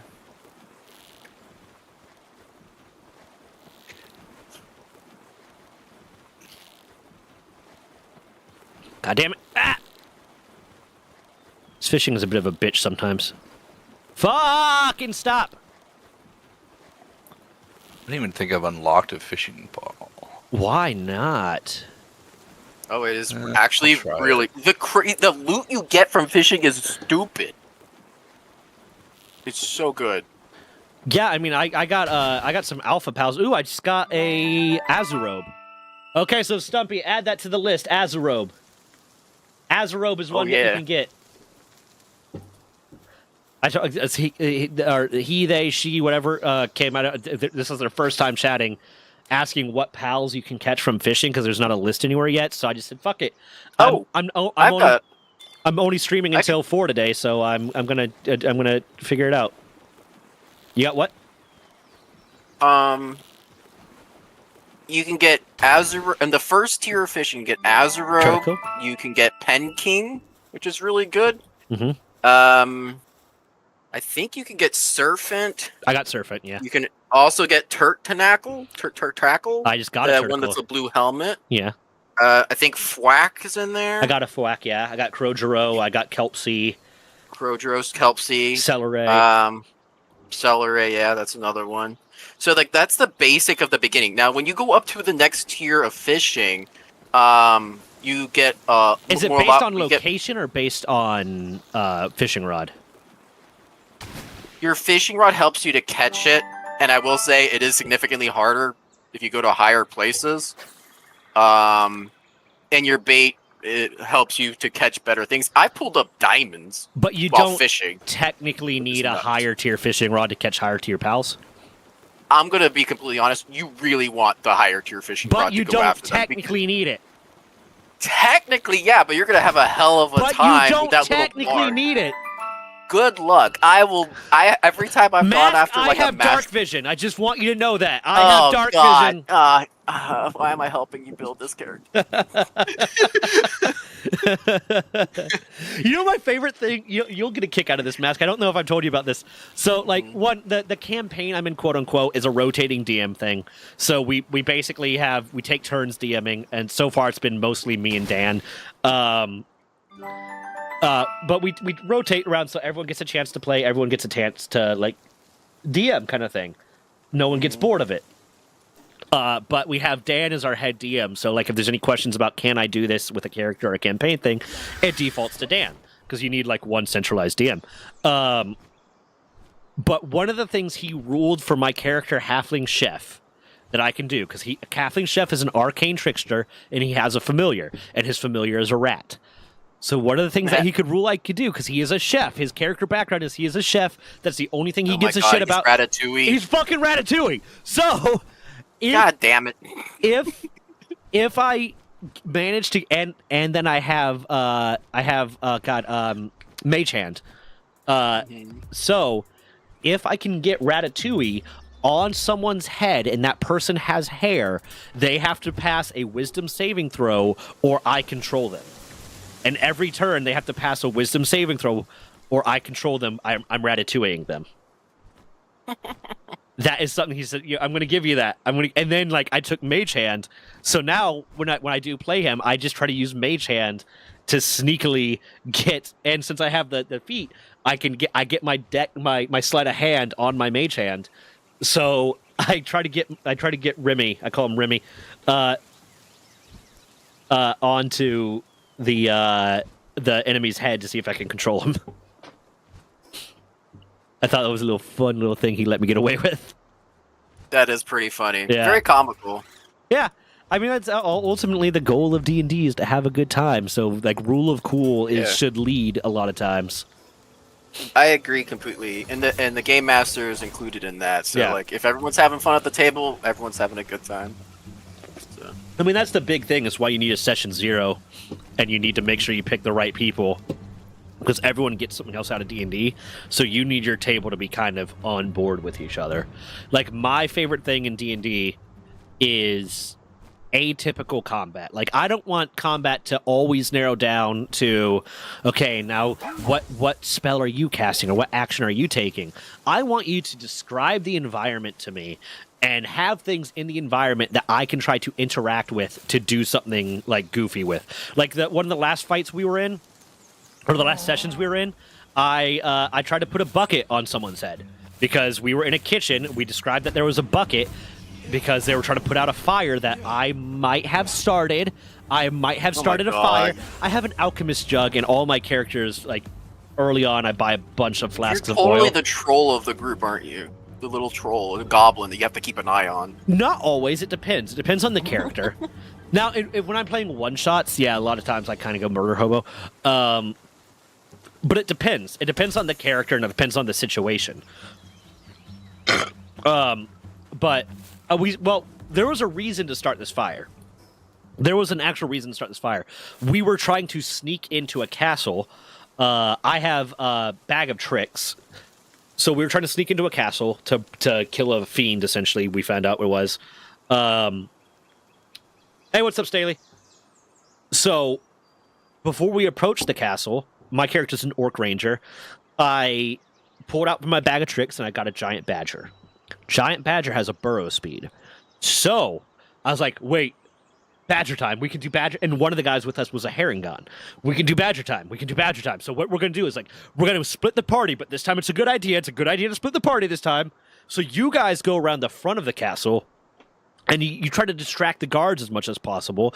We're going to sneak up behind the castle. We're going to have the badger dig us a hole underneath the castle, and we're going to sneak in so that they don't know that we're there, and you guys are going to, talk your way into being allowed into the castle kind of thing.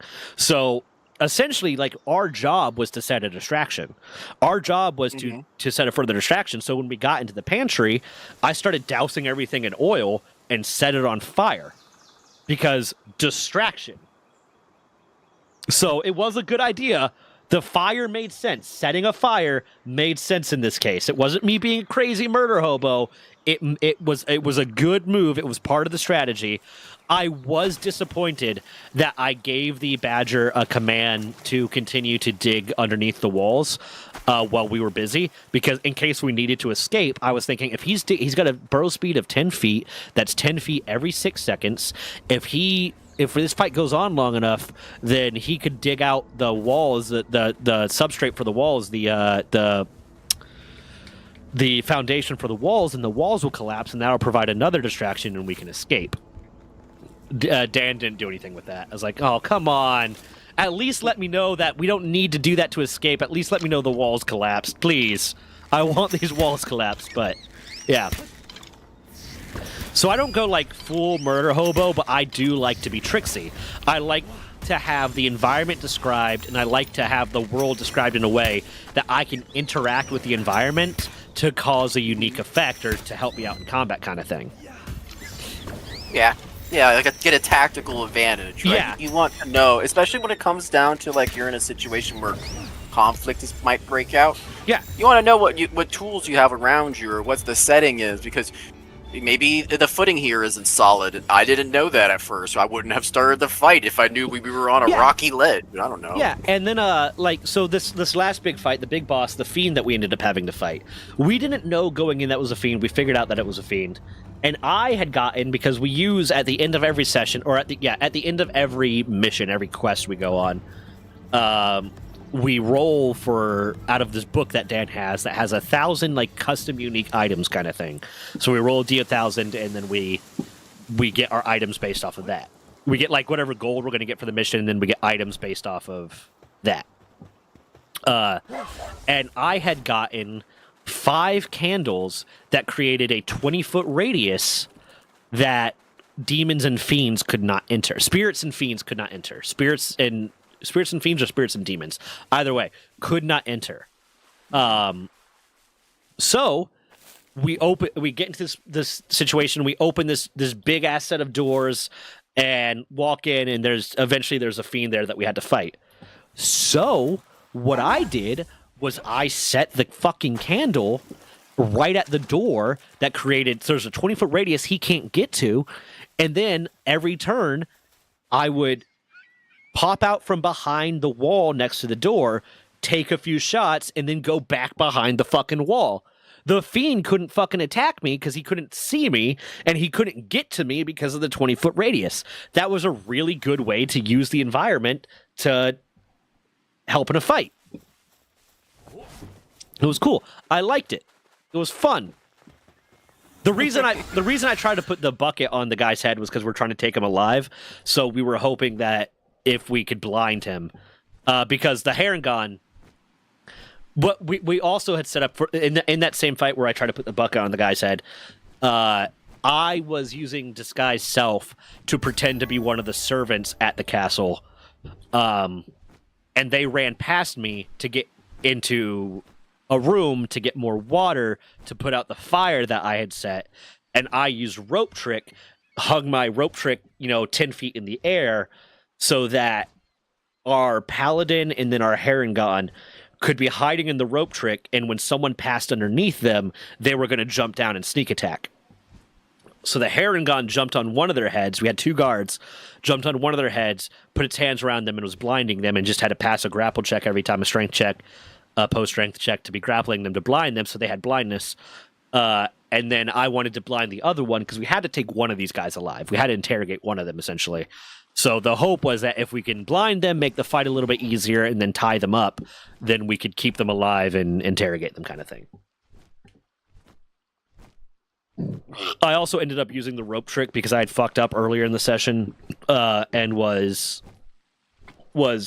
mildly charmed. So basically every turn, the Fiend could try to tell me to do something. So he kept telling me to put out and I'd have to pass a wisdom check. Kept telling me to put out the candle, and I was getting kind of annoyed. Legitimately, I was getting kind of annoyed at that session because it was basically a 50-50 chance whether or not I got to do anything. So after a while of the fight, when he started doing that, after a while of the fight, I just started being like, you know what, fuck it. I'm gonna... I put my rope trick up because I had another casting of rope trick.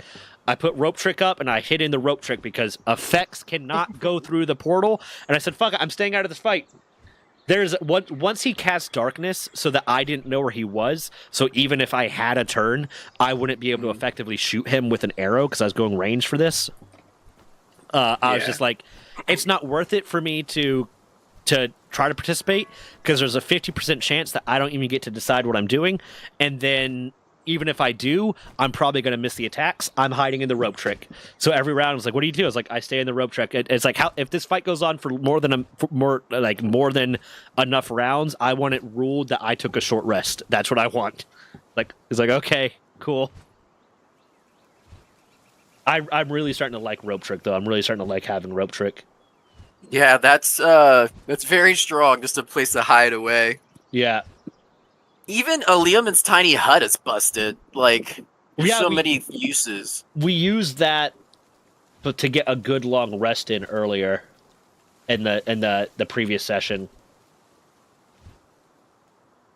because I needed a long rest to reuse my bag of tricks.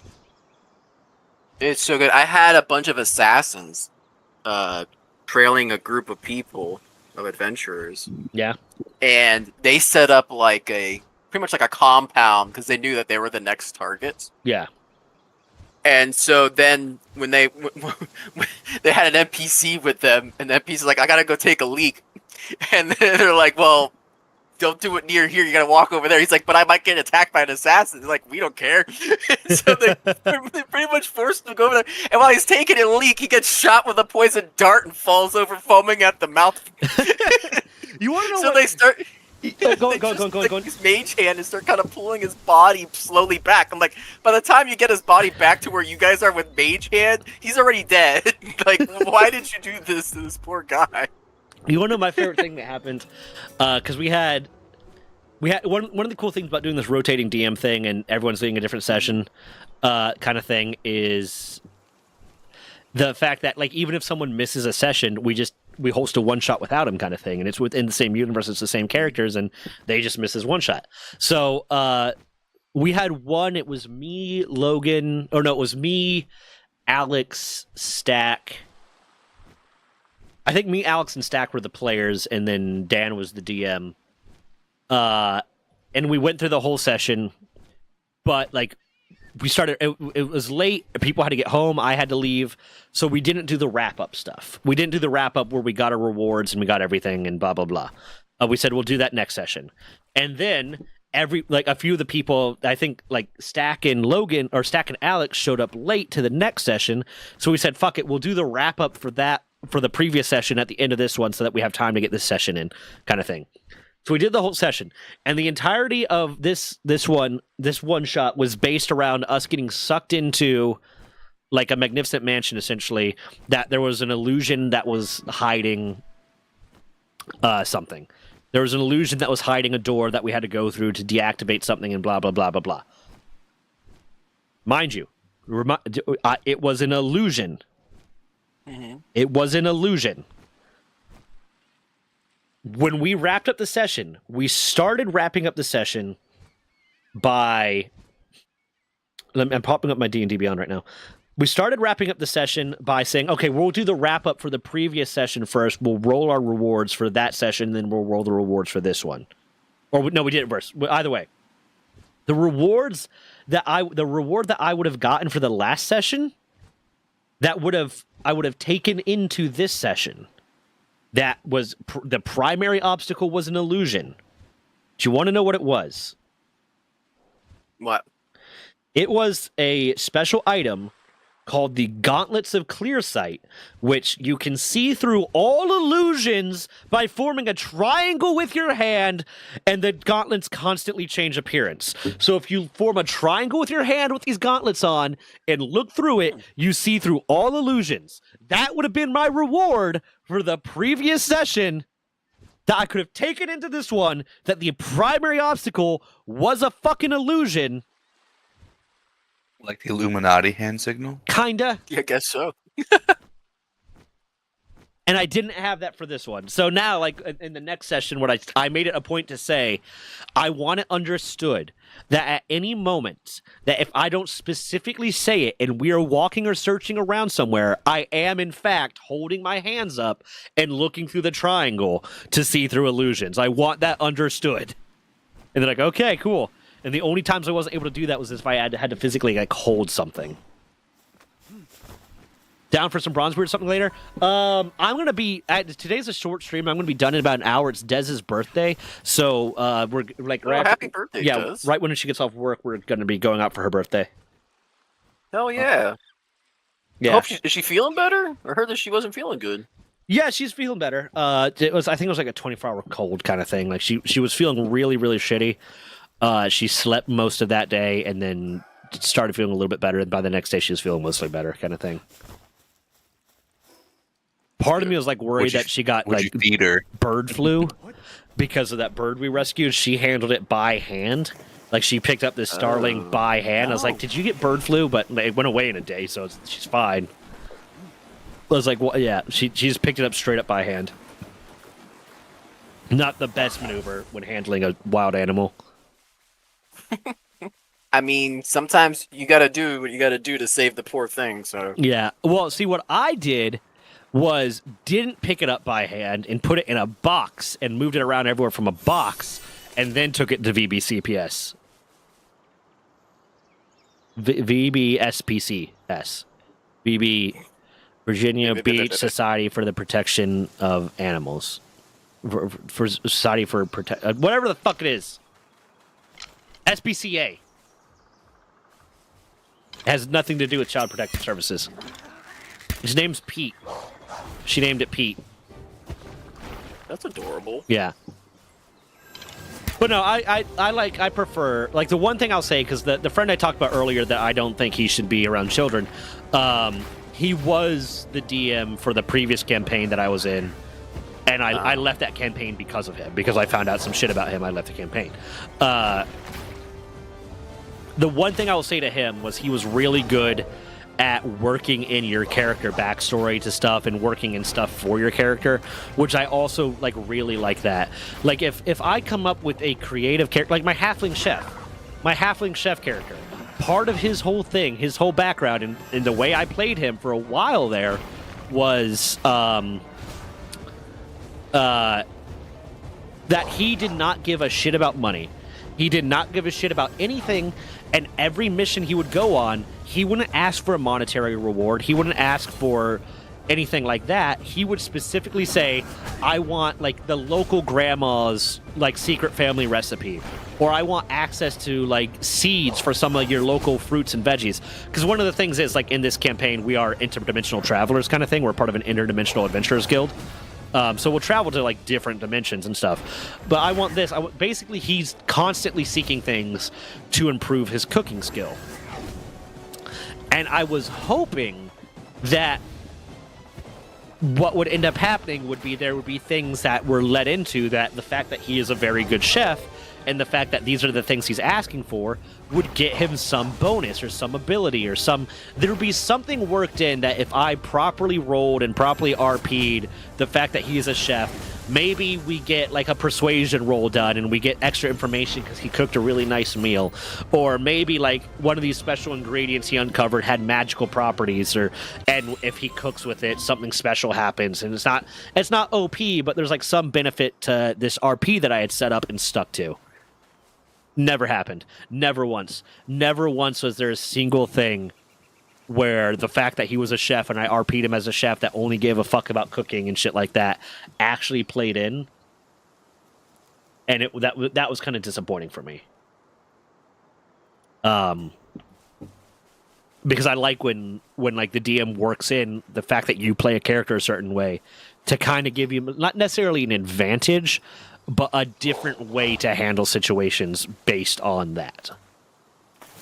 So that one of the reasons I kind of stopped playing him was I was starting to get like, one, he was becoming a little bit of the butt of the joke a lot of times, and it was getting kind of annoying where like I would be trying to do his RP, and people just like, nah, let's just ignore that because this, and it wasn't like I was derailing the campaign or anything. I was just trying to get his RP in too, and two, because it kind of got annoying that like, okay, I have severely like chokeholded my character in a way for this RP, and it's never having an impact on anything. And I was like, okay, this is just kind of, I'm more upset playing this character than I am like happy playing him at this point, kind of thing. That's unfortunate. Yeah, so then I made my, I didn't even make the orc for the session. I took one of the orcs because for one of the sessions I led, I created a group there's a group called the Atypical Architects, and I think I talked about that with you at one point, Mask. It must have been a while. I have a hard time remembering what I had for breakfast, but yeah, I think I remember we talked a lot about a lot of things, to be honest. Yeah, it's the one where, like, the first session I hosted, it was, they were going to, basically, they had two potential missions, but one of them was to eradicate a village that was actually just a bunch of mimics and house hunters. And I created an interdimensional pest control group that was also sent in on this mission, but because I wanted to give a reason for them to side with the village of mimics. So the mimics weren't bad guys. The mimics had sapience. They were actually, they weren't evil in any way. They just happened to be mimics. So I wanted to kind of create a moral quandary of who do you side with, because the village that they went to discuss the fact that this village wanted to get rid of the mimic village, they didn't know that it was a mimic village. Like I dropped a lot of hints, but no one told them it was a mimic village. The other village didn't tell them that it was a village of mimics. They just kind of had to pick that up on their own, and they didn't really until close to the end. But I made the leader of the village. Her name was Karen, and she had hired this group of pest control guys called Orkin. And why are they called Orkin? Because when the pests arrive, you send the Orkin. They were just all orcs. It was just an orc pest control group called Orkin, ORC space IN. You send the Orkin. Oh my goodness! So that's hilarious. Everything I set up was a pun. The Karen led a group called the HOA, but if they eventually did ask the right set of questions to figure out what HOA stood for, because it's not homeowners association, it's something for the obfuscation of assimilation. So basically, I was hinting that like their job is to get rid of, like, they fight parasitic infestations that are like trying to take over communities. That was their whole thing. But all I said at first was HOA, and they had to ask the right set of questions. And the fact that it was like they got to what HOA stood for kind of helped lend them to be like, oh, maybe these guys are bad guys, kind of thing that we're fighting. What did I get? A turticle, an alpha turticle. But like to give them a reason to like not side with Karen in the HOA, I made Karen like super racist, but like specifically against like orcs. Orcs, and then one of the I can't remember what the species is called, but they're like blue screen species. what the one of our players was being. So I just made her super racist, but like very much like old lady racist. So Oh no, that's the worst. Yeah. That's the worst type of racist. Dude. any time I was like, well, why didn't you guys want to work with Orkin? You know, It's so set in my ways, I can't change. yeah, it was very much like, but she was middle aged, but just had that kind of like old lady racism stuff. I was like, so why do you? They're asking me, oh, why didn't you guys want to work with Orkin? You know, that we met them on the way in, and it seems like they got their stuff together. And she's like, oh, well, you know, I just don't trust those types. You know, they're just dirty and they're not because I wanted to give them a reason to side with the Mimic Village. I wanted to make it like a Filthy moral. mudbloods. Yeah, I wanted to make it a. They kill the old lady. Please tell me. I did not plan for this. I did not I plan knew it. for They this killed in her, didn't any they? way. My thought was, and I was planning on this being like not too long of a session. It ended up going for 8 hours. And I had planned out God. like 16 different possible encounters. I thought of every single situation that they could get into. And I planned out the combat encounters for it. That way I could just flip to the right page of my notebook and be like, okay, let's go. To the point where I planned out if they decided to attack this village, they were going to have to fight like 10 goats, 3 cats, 2 dogs, a bunch of peasants, and then like a handful of guards and some other shit. Because I thought about, okay, what would be in a small village? Like, okay, they're going to have goats, they're going to have this stuff, and they're all going to attack. And then if they fought the Mimic, if they decided to go against the Mimic Village, they would either end up having to fight like 7 House Hunters, 10 Mimics, and a few walking armors or animated armor, unless they went through this very specific route that would be the primary mission that Orkin would hint them into. But if they decided to attack Orkin, they would never get the hint that this was what they needed to do, so they'd just have an almost impossible encounter against the Mimic Village, because they were all level 5. But they befriended Orkin, so I've set up this whole thing where they can go and basically poison the mimics, because I kind of homebrewed the mimics that they have like deep roots. Their tendrils, their pseudopods stick underground, so they poison the pseudopods, so it weakened them. And depending on how much poison they used would depend on, like, I had a list of every single like level, CR level of mimic, and I just lowered the stats. Every instance of poison they used, I lowered the stats to a lower CR mimic. The super over-prepared DM. I over-prepared so much, but what I did not expect was them to ask Karin, if she wanted to speak to the manager of the Mimic Village. And she absolutely wanted to speak to the manager of the Mimic Village. So they escorted her to the Mimic Village. They escorted her to the Mimic Village and encountered a very powerful warlock that happened to be my character from the last campaign I was in, because all the players, except for the dude that I don't like, were in this campaign too, and all knew that my character from the last campaign was actually really fucking evil. Like, he was a really bad guy. He was trying to become a god. Like, he was pretending to be a good guy. And his I remember you telling me this one, where like he was like trying to get followers. Yeah. So he was trying to become a god, but they knew him to be evil. And I dropped hints that this was like either him or one of his followers by at one point I was like, and he just mutters under his breath, praise Kimla. And there's one player that was not part of that campaign. And the moment I said praise Kimla, which was the made up god that I made in the past campaign, like the other players that were in that campaign were like, oh, fuck you. Like, you piece of shit. Fuck you. And then the one player, Logan, that wasn't a part of that campaign was like, what the fuck just happened? Like, what is going on? So I hinted that to them. So they took Karin to the manager, this warlock, this high leveled, and if they chose to fight the warlock, it was going to be like a level 10, level 15 fight. I don't remember what I said to that, like drow warlock that has like demons on its side kind of thing. They chose not to do that.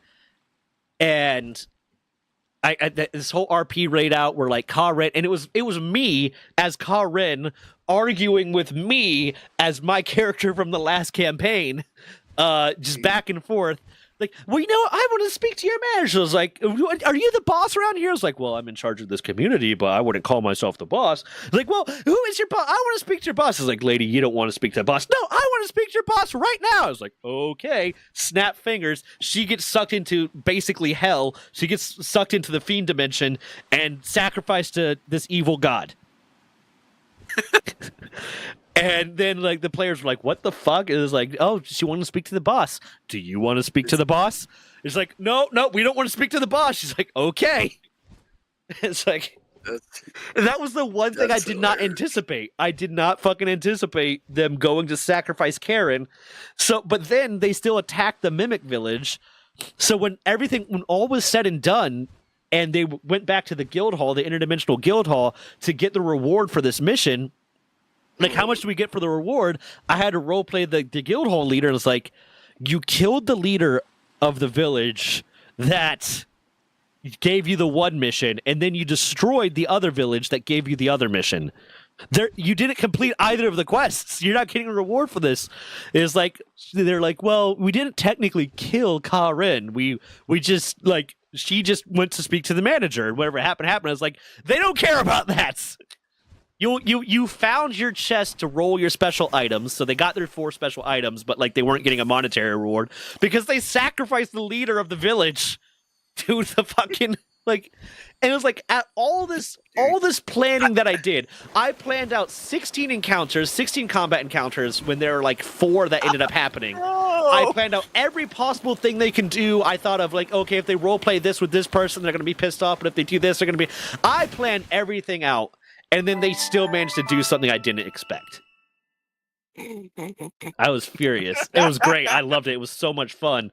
But I was just like, are you fucking kidding me? That's hilarious. Yeah. And then the next session, like I was playing, I was like, okay, that one lasted 8 hours. The next session I was planning on it like the going longer, but then people had to leave early, so I ended up having to short. So I planned out a lot of complicated stuff. But the next one I hosted had them at some point.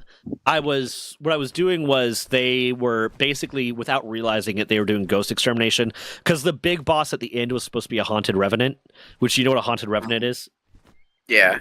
Yeah, the big boss at the end was supposed to be a haunted revenant. That didn't end up happening just because timing and stuff, and I had to cut shit short. But effectively, this group, the Atypical Architects, decided to try another way to get their housing projects off the ground, and that was possessing the members of a community. So they killed a bunch of members of the community and possessed a bunch of members of the community with ghosts and stuff. So at one point they had to go into a church, and basically there's only one combat encounter that would have been forced. There's only one way one encounter that they could not end with appropriate RP in this entire thing, and that was going to be the Haunted Revenant. The Haunted Revenant, and they had to hunt some dinosaurs. Because this was when I was like, okay, I'm not going to play my Halfling Chef character anymore. I'm going to create my Orcan character. So Gale Dribble, my orc pest control guy, basically he lost all his members, but Orcan died. Everyone in Orcan is dead except for Gale Dribble. But they go into the village, and at one point, one of the quests that they have to go on is, okay, they can either fight the ghost, and it, high level ish, fight the ghost and fight all these zombies that are with the ghost, or they walked into a cathedral onto what was supposed to be a wedding ceremony. The ghost is not aware that they are possessing a different body. They just want their wedding to go through, and they're really upset that there's this ruckus going on in the catacombs below that is stopping their wedding from going through. So, like, I hint at them that if they successfully get this wedding ceremony off, that it would allow the ghost to pass on and the possession would end. So, but in the meantime, because they are above a catacombs and a ghost being in an area by the rulebook can cause the dead to rise. There was an endless onslaught of zombies walking up through the catacombs, and they were going to have to fight those in the meantime while someone conducted a wedding ceremony. What I did not expect was for the artificer to cast grease on the staircase. Oh god, everything just went up in flames. No. They cast grease on the staircase. Oh, so now all the zombies just like I basically rolled. I said, okay, I'm going to roll, and once I get above a certain roll, that many turns is how many turns you have before another set of zombies. Because I said it's like 5 at a time could come up the staircase. Another set of zombies gets up, and then it was like 10 turns. So I was like, okay, I would give the guy that was leading the ceremony, Alex, 6 seconds to his ceremony, and say, okay, stop. And now we'd go into the rounds of combat against the zombies that were already up top. and then okay, go and then go and go and go and go, kind of thing. And then it got to the point where it's like, okay, he cast grease and blah blah. It's like, okay, you have this many more turns before it. So he had like 36 seconds or whatever it was to finish the ceremony. And he just did. You know what he did? He did the ceremony from Princess Bride. Oh, So That's obviously that was a beautiful wedding ceremony. So when he finishes that, when he manages to finish that whole speech, I'm like, okay, she's adequately happy with her wedding ceremony. You gave her a beautiful ceremony. The ghost possession ended. Good job. But that was like, yeah, like I set up an entire session. I was like, if you win this, you only have to do one fight. But what it was going to be was for every ghost that they chose to fight instead of RP and allow to pass on, the Haunted Revenant was going to be a little bit stronger because they didn't. I was going to rules like they didn't effectively kill the ghost. It just they killed the ghost, but the power of the ghost got sucked into the Haunted Revenant. So now there's a ghost in the Haunted Revenant kind of thing. But they went the RP route with basically everything. So yeah. that's cool. I mean, that's good though, because some players they really do. They're there for the RP. They don't really care as much for the combat as much. I like a good balance. different. One of the I do too. One of the sessions that Alex led was it was a module. He got a module, but we had to break into a prison, and we just had I was still playing Halfling Chef at this point, and we got like uniforms and stuff. I was like, well, can you get me a uniform that I'm like the prison chef? Like, yeah, sure. So I was the prison chef. One of the other characters was my assistant. One of the other players was my assistant. And I was like, okay, I'm going to go through the cleaning supply cabinet. Basically, I found all the stuff that I would need technically. Like we explained the chemistry to Alex, me and Dan, that I could make a bomb with the stuff that he described being in the pantry, in the cleaning closet. Okay. So I didn't just make a bomb. I snuck a bomb into food that I fed to the warden that I had rolled high enough on my charisma because my halfling chef rogue has a very high charisma. I had rolled high enough on a persuasion roll and charisma to adequately like semi-seduce. Now, halfling chef is asexual. He does not give a fuck about anything but cooking. But he seduced the female warden of the prison, and I snuck her a meal that was a ticking time bomb. So later she exploded. And that set off a distraction that allowed us to break this person out of prison. So we got through this entire session with no combat. Like, we were just doing the goofiest shit, setting off traps and doing all this different stuff to distract people. Remy was doing some stuff. Other people were like, at no point did we engage in combat. And we got through and it was a great time. It was a really fun session, but at no point was there combat because we were just doing stupid shit. Hey, what's up, Venom? You make me want to play D&D, but I don't know anybody who does. Well, Mask here is a paid DM. Mask, tell him where to go to do the DM stuff, the online thing. It's at startplaying.com. It's a freelance big place you can find a bunch of DMs. Yeah, startplaying.com. And then you could find a DM to play with or a group. Does it also let you like join groups? Yeah. Well, it doesn't. It pretty much like when you set up for a session, there'll be a group already, pretty much like other people who are interested in running that adventure. Gotcha. So the cool part is it's like you get to type in. So if you want to go to Eberron, you can type in Eberron, and you'll find all the games about Eberron instead of like just standard DM. And it's a good way, I think, especially like if you let the DM know and the party knows and the table knows that that you are new, they're going to be generally pretty lenient with you on teaching you the new stuff and stuff. Just don't be the guy that questions everything. Well, I want to do this, and then the DM tells you no, and then you're like, well, but this and that. Like, if you're the new guy, don't start trying to do a bunch of like really like obnoxious actually shit until you actually know how to play the game. And even then, don't do a lot of super obnoxious actually shit because fuck you, the DM is God. Yeah, I think that pretty much you just described what rules lawyers. Yeah. Rules lawyers stereotype. Basically. Yeah, but if you're new and you're looking for playing, there's plenty of great games. Phandelver, the first starting module, is a great one to get started on. I love Curse of Strahd. I think most of the community loves Curse of Strahd. I think a lot of people love Curse of Strahd, but Curse of Strahd ends up leading to a lot of like edgelordy fucking, wannabe Twilight fans. vamp kid shit. Yeah, no, I actually had a pretty good group. They were kind of same thing. Like, I'm gonna be honest, every D&D group is like a bunch of mini terrorists. Yeah, yeah. They go around, and you can't predict what they're gonna do, but they're gonna fuck shit up. And so, even when we were in Strahdland, which was supposed to be like this dark gothic horror scene, like, oh my god, the amount of this campaign went off the rails so much that I was like, you know what, fuck it, we're already in so deep.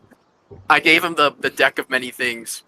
And I'm like, go at it, you little heathens. And so they pulled the deck of many things. And for those who aren't familiar, this deck isn't just like a card playing deck. It has a bunch of random shit in it that can happen, magical stuff. Yeah. Like, you could spawn, you could resurrect someone from the dead with this. And they did. And they resurrected like one of the main plot people that were been dead.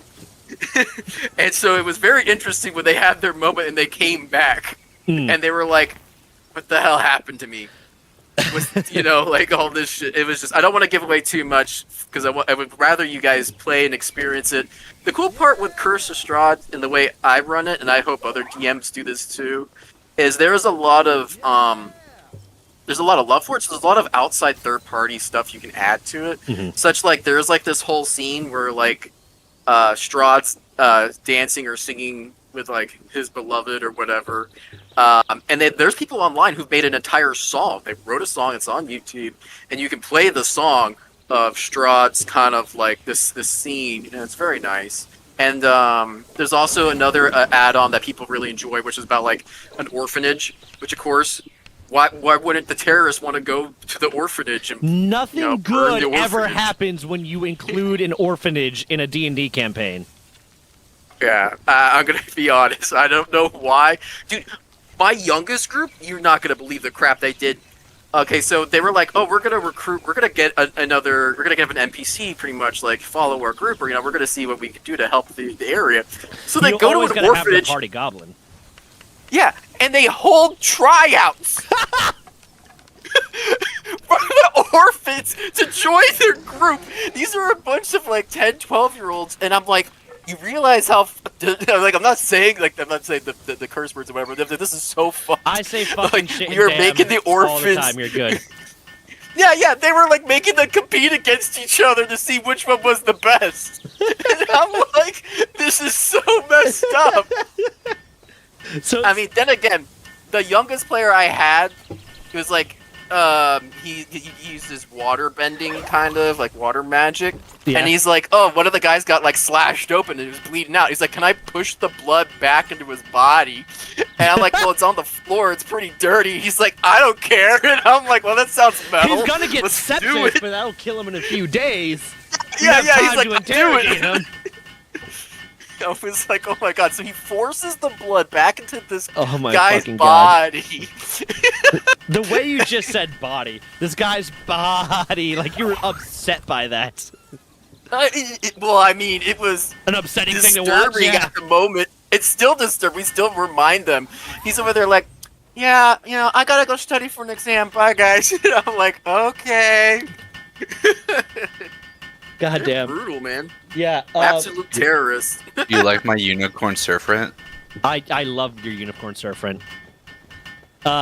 Just kind of similar on that note ish. I do remember like the last campaign I was in, and the DM was like very good about like including your character stuff and things. I can't remember what Alex did, but Alex got something that basically the DM said, you know what, you get any check that you want, anything that you try to do, you get one instant success no matter what. So I had managed to early end the session by rolling a nat 20 in a situation. I'm not going to go too much into detail on that. But so we basically had an entire session that was just us in a town, us in our home base town, doing stuff and shopping and RP and blah, blah, blah.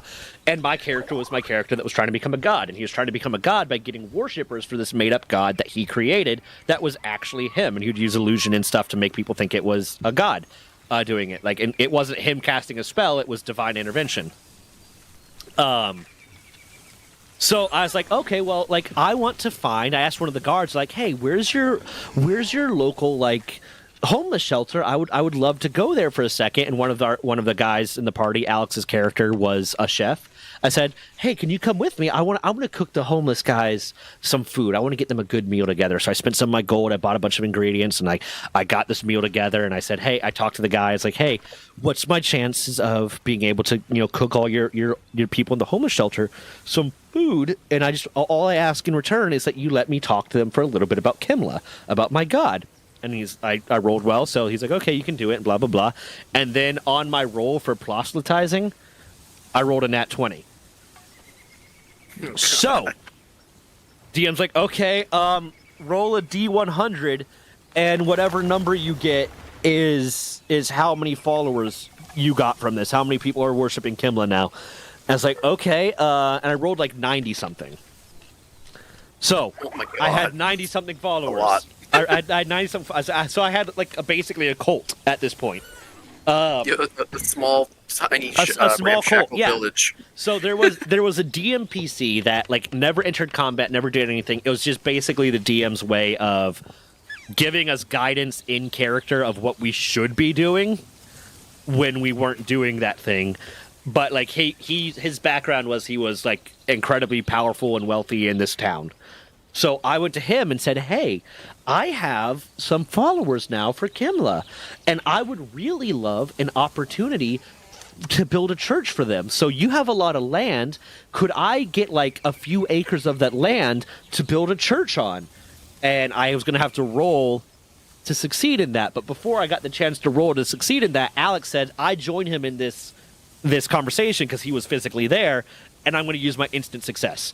So now this guy gave my character like 10 acres of land with woods and shit on it to use as he sees fit. So I had my followers building a church to Kimla, and it was basically going to be like every session I was going to get to roll to see how many more people they converted.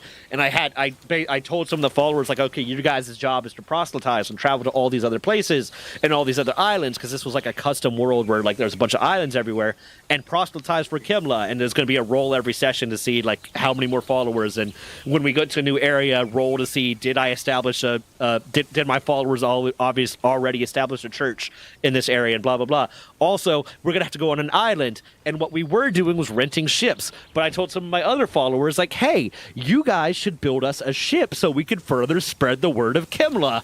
And so like I had a cult building me a church, building me a ship, and spreading the word of this made up god that I had created. So I was on the path to become a god. And then like 2 sessions later I left the campaign. But it was just like this crazy like luck of getting the nat 20s there, and luck of getting all this different stuff that let me, create a religion. It was a good time. Well, it sounds like a lot of fun. Yeah, that's the kind of goofy shit I like in D&D. Because if you're not going to allow people to do goofy shit in D&D, then what reason do they have to not just play a video game?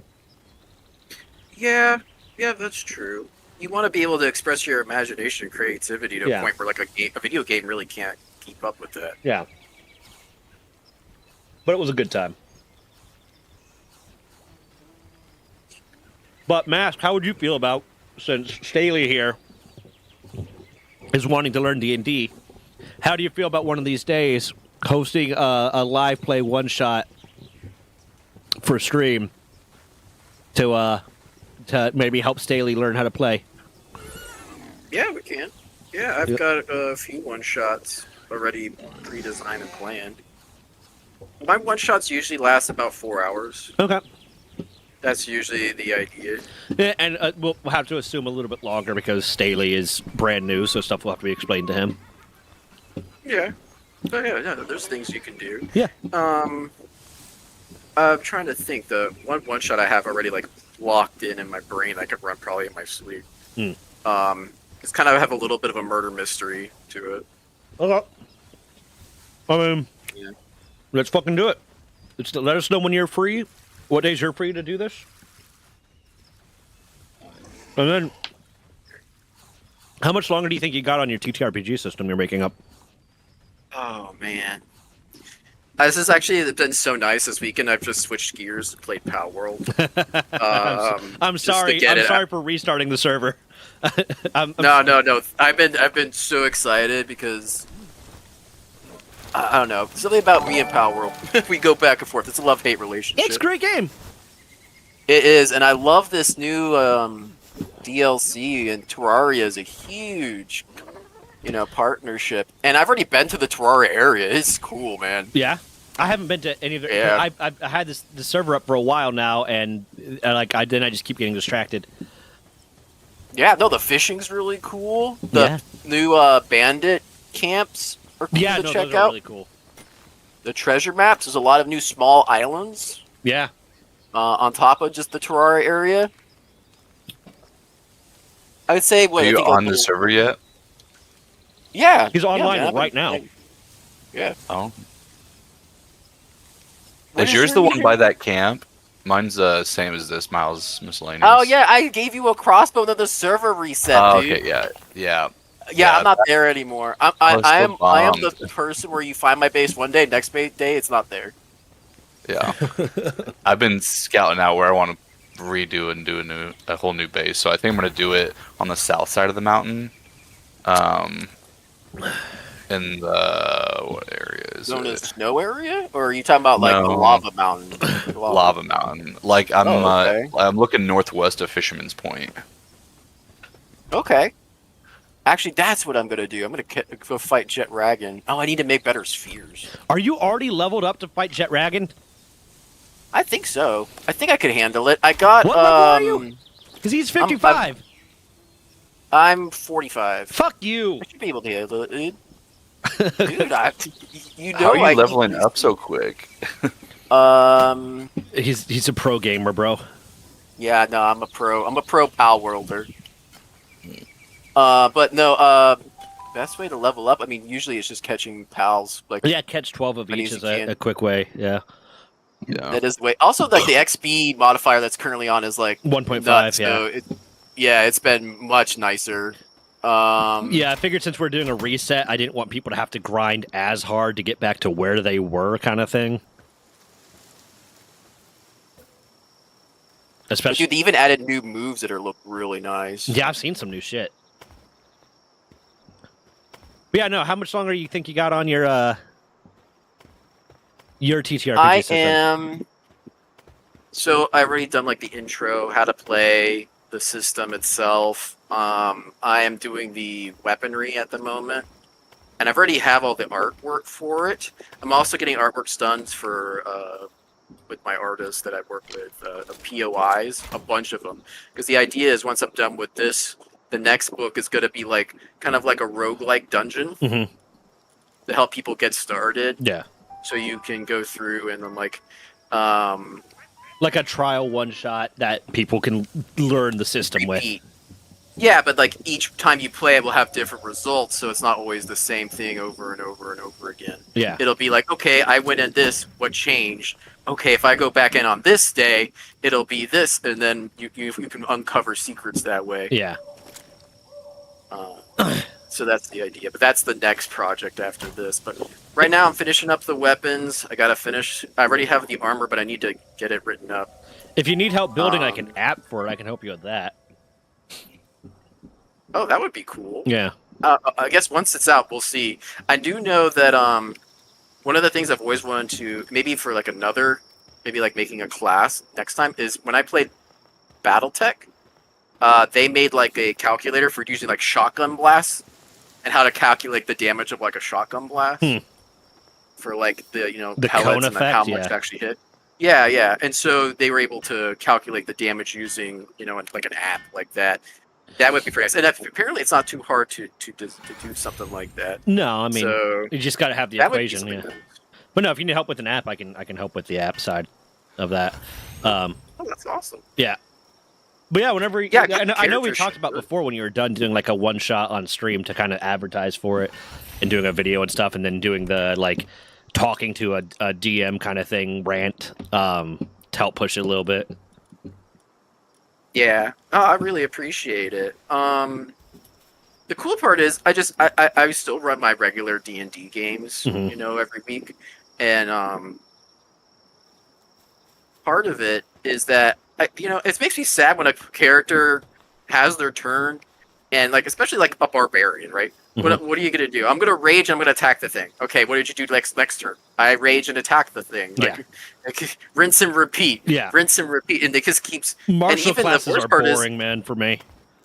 Yeah, and then the worst part is then if you miss, it's like, well, I didn't do anything that turn. Yeah.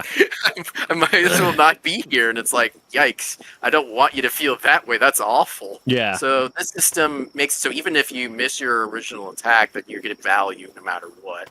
Is it which is gonna be basically like really fun. a graze effect, like similar to like graze in D&D?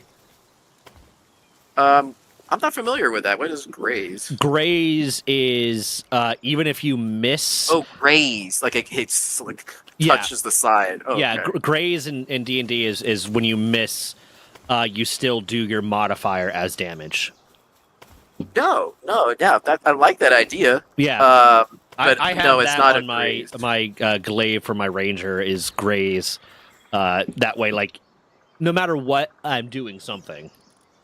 Yeah, like 2 or 3. Yeah, that's cool. I like that graze. Yeah.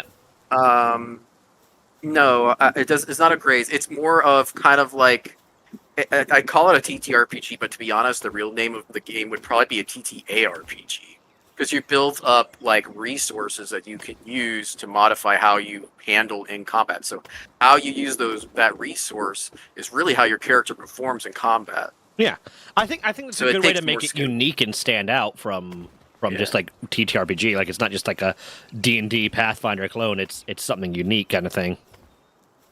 Yeah, I agree. Because if you want to play D&D, just go play it. If you want to go play Pathfinder, go play it. I Yeah. don't want you to. This is not that type of game. I want it to be more fast-paced. Combat is handled differently as well. It's not just turn order immediately. Yeah. Like a good example is like if say you get into a bar fight, right? Yeah. So in my system, it'll be where the point of escalation occurred. Like let's say the barbarian and a dwarf got into a fight. Well, the barbarian and dwarf are going to go first. They're the ones that started the fight. Yeah. So that makes sense. And then whoever is closer from that outlying ring, almost like a ripple effect. Like initiative is partially based off of distance and ability to attack. Yeah, and then if there's a tie, then you go to your reaction speed or Yeah. like your One of agility the things, kind of on a similar note, one of the things I've always hated about like armor class in D&D is the fact that it's dex based to an extent. for some of it. Yeah, well, Dex is the god stat in Dungeons and Yeah, Dragons. It is but the best stat. The reason I dislike that is because there is a difference between dodging an attack and your attack not being able to pierce plate mail. But it's basically the same thing in D&D. It's either if you have a high AC, you can have it a high AC because you're dodging the attack or because your attack doesn't hit plate mail. And that would have different, because like look at Graze. Graze Yeah. is something that, okay, I missed your attack because you dodged it because you have a high dex, but I was able to graze you because you didn't dodge it well enough. But if I missed your attack because you have plate armor on and I just didn't break the AC for plate armor, grazing you is not going to do shit because it's just dulling my blade. That's like... Yeah. So the fact that like it is like Dex is the god stat and Dex affects AC, so I feel like it should be two separate things. I should feel like there should be an armor class and then a dodge class or something like that. And then like the person can choose, like you get the opportunity to dodge, but then there's also the effect of the armor. So you dodge it, but the armor might lessen. You fail to dodge it, but the armor might lessen the damage, kind of thing. But if you if you try to dodge it, then okay, now you have to roll against them, kind of thing. And it would make combat take longer. I get that, but you have to roll against them. But also, like if you chose the dodge action, then now is that lowering your ability to act in the next round, kind of thing. Like dodge should be a reaction. Dodge should be a reaction that maybe takes away your action in the next round, or maybe lessens the amount of, like, most martial classes, once they get to like level 5, they can attack twice. Okay, well, you wasted some time trying to dodge this attack, so no, you can't. Or you get X number of attempts to dodge, or dodge takes up a bonus action or some shit like that. You use it as a reaction, but it takes up a bonus action, kind of thing. And then it just makes more sense to me in the mechanics of how a fight like that would actually play out. Yeah, I hear you. I think that you brought up a good point, though. The hard part is officially doing that without muddying up turn order. Oh, too it would much. take so much extra time. It would take, and Oh like God. I've been in enough sessions where like you get the last session I was in when I was just hiding in that hole. Another one of the reasons I kind of just decided to hide in that hole was it was getting to the point where like every round of combat was taking 5 to 10 minutes, and I was like, I just don't want to have to pay attention. This is like there's so many questions being asked. There's so many. Well, I want to do this. No, you can't do that. Okay, well, I'm going to do this. Well, you can't do that. Or I did this, and then well, by the rule book it says I can do this. And like, okay, we're going to take a moment to Google this. And oh, well, technically, yeah, the wording of that spell says that. And as I was like, combat is already taking 5 to 10 minutes, and I just like I'm so not engaged right now. Yeah. So keeping Yeah, and that's part of the problem, right? And that's one of the biggest things. There's like, whenever we do have combat, regardless of how easy the combat is, unless it's like literally just like a push through, like you just everything's cannon fodder. Yeah. A regular combat takes at least an hour, sometimes up to 2 hours, depending on the difficulty. yeah. A combat takes a long time. That's why for the one shot that I have designed, I have specific combat scenarios and to get a good balance. But like I have to plan it out because those are the things that take up the most time. Yeah. Hands down. And is my combat. thought of like maybe the way to solve at least for like D&D to solve the dodging and just tanking a hit because you have a lot of armor as different is have the armor class be a modifier for the amount of damage taken, and then the dex, instead of having you have to beat their AC to overcome their attack. Yeah. Make it like it's not AC, it's DC, it's dexterity class, it's dodge class. You have to overcome the DC to hit them, and then the AC acts as a modifier for the amount of damage that you're taking. Yeah, I agree. And what in my system, I've made it so that dexterity or like the agility skill for like the dodging mechanic is limited. Yeah. There's no way you're going to dodge enough to get a higher defense value than that of plate mail. Yeah. Plate mail is literally like designed, and it's even designed to have good maneuverability. People don't realize that you can move pretty well in plate mail. When I was LARPing, I wore plate mail, and I could still. Yeah. I'm a fit enough guy that I could still sprint my ass off and chase down people that were less in shape than I was, not wearing any armor. I did it. Yeah. Did it exhaust me? Yes. But could I do that in a combat situation? Also, yes. I think the dodging can only go so far. Yeah. And I think people are used to using D&D rules, which you get so many proficiency and so many bonuses. And like I said, it's the God stat. Not only does it help you hit things, if you use a bow, it increases your damage. And guess what? I can now have higher AC. It's like, oh my God. And there's, I feel like it should be, okay, so we have charisma casters, wisdom casters, intelligence casters. Let's have a similar thing for the martial guys. Okay, we have dex dodgers, we have dex AC, we have constitution AC, we have strength AC. Well, maybe not strength AC because that wouldn't make sense. I'm so strong, my muscles are so big that your sword did nothing to me.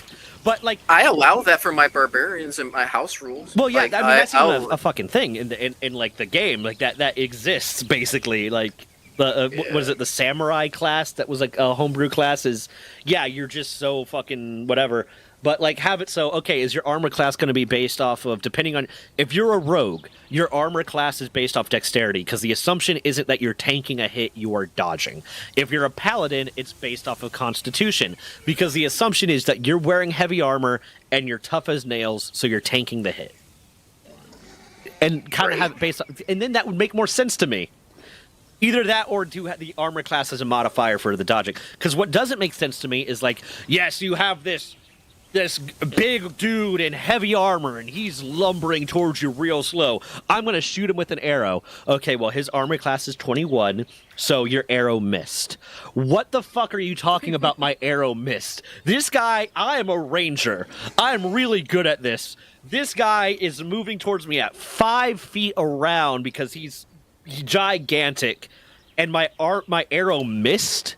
What the fuck are you? I go to swing a punch at him, but he's wearing plate armor, so my punch missed. What the and It's also like that too, because that's how the DM tends to like. Every time like I've ever seen the DM always like role plays it that way. Of it's not that you hit them and it did nothing because their armor's really high. It's like, oh yeah, you stumbled and you missed.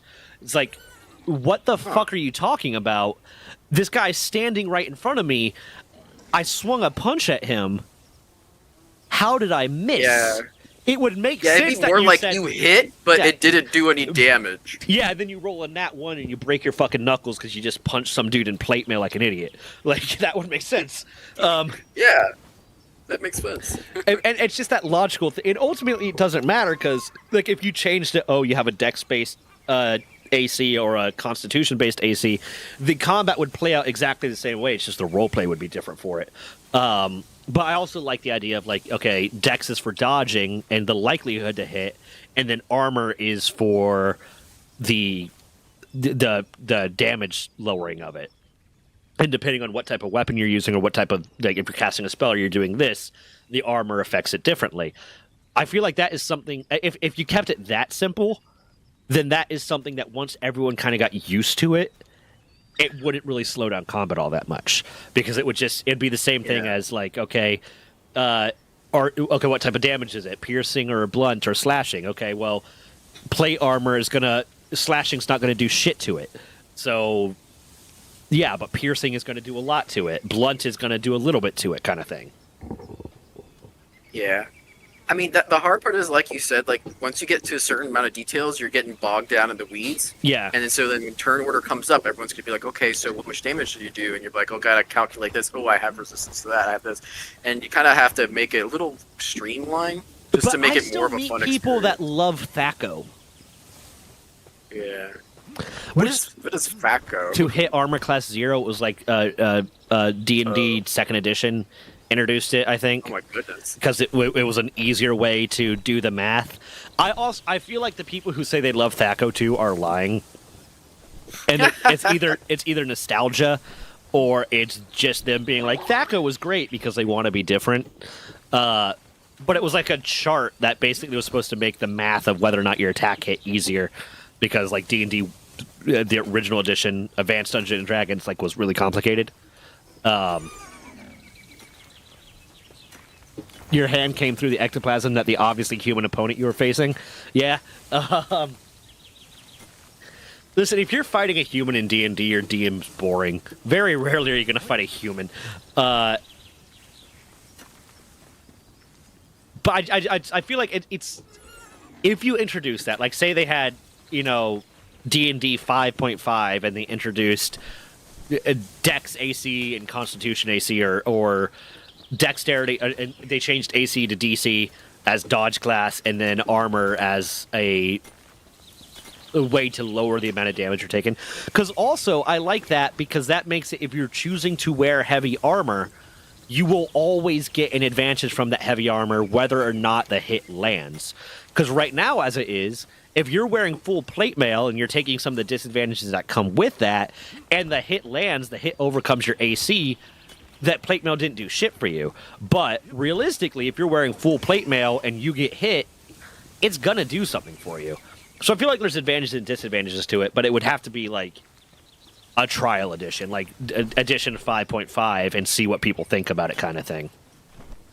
Yeah. I know what I've also seen too is like a soak system, where like your armor could absorb a certain amount of damage or whatnot. It almost acts as the damage threshold in Fallout, where it's like it's gonna take an amount. But then, like, okay, then are we gonna rule? Okay, now you have to repair your armor, and does your armor have a health to it? Like, does your armor have durability to it, like in fucking Diablo and Warcraft and shit like that, or blah blah blah blah blah blah. Yeah. It's just one of those, like, kind of like, I don't even want to say pet peeves. It's just one of those things with D&D that I was always kind of like, this doesn't make sense to me.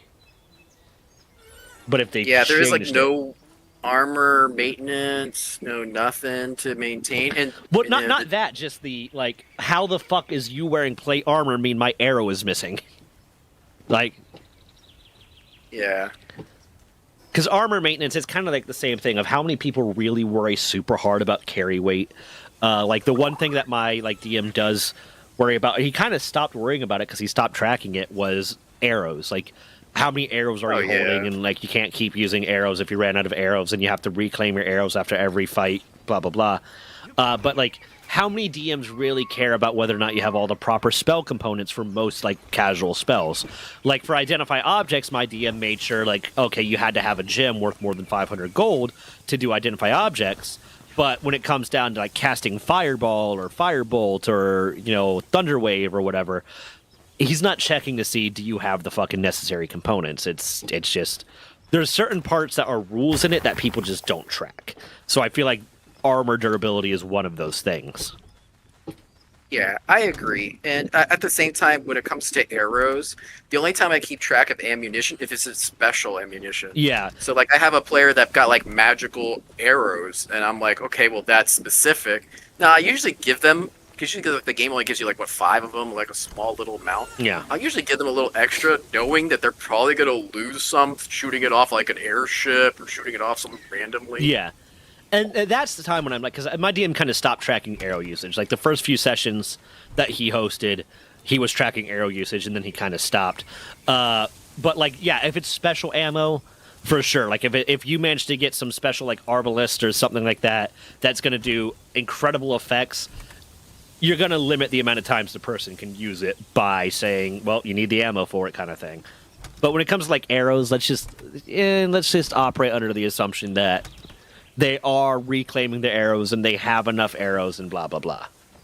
And that's what I wrote too. Like, unless the GM says something of why you can't reclaim your gear or like something's happened, then you automatically reclaim your stuff after combat. You don't even need to say it. Yeah. Like, I even just wrote that and just because save the time and energy. You don't even need to say it. Save the time and also don't ruin the fun.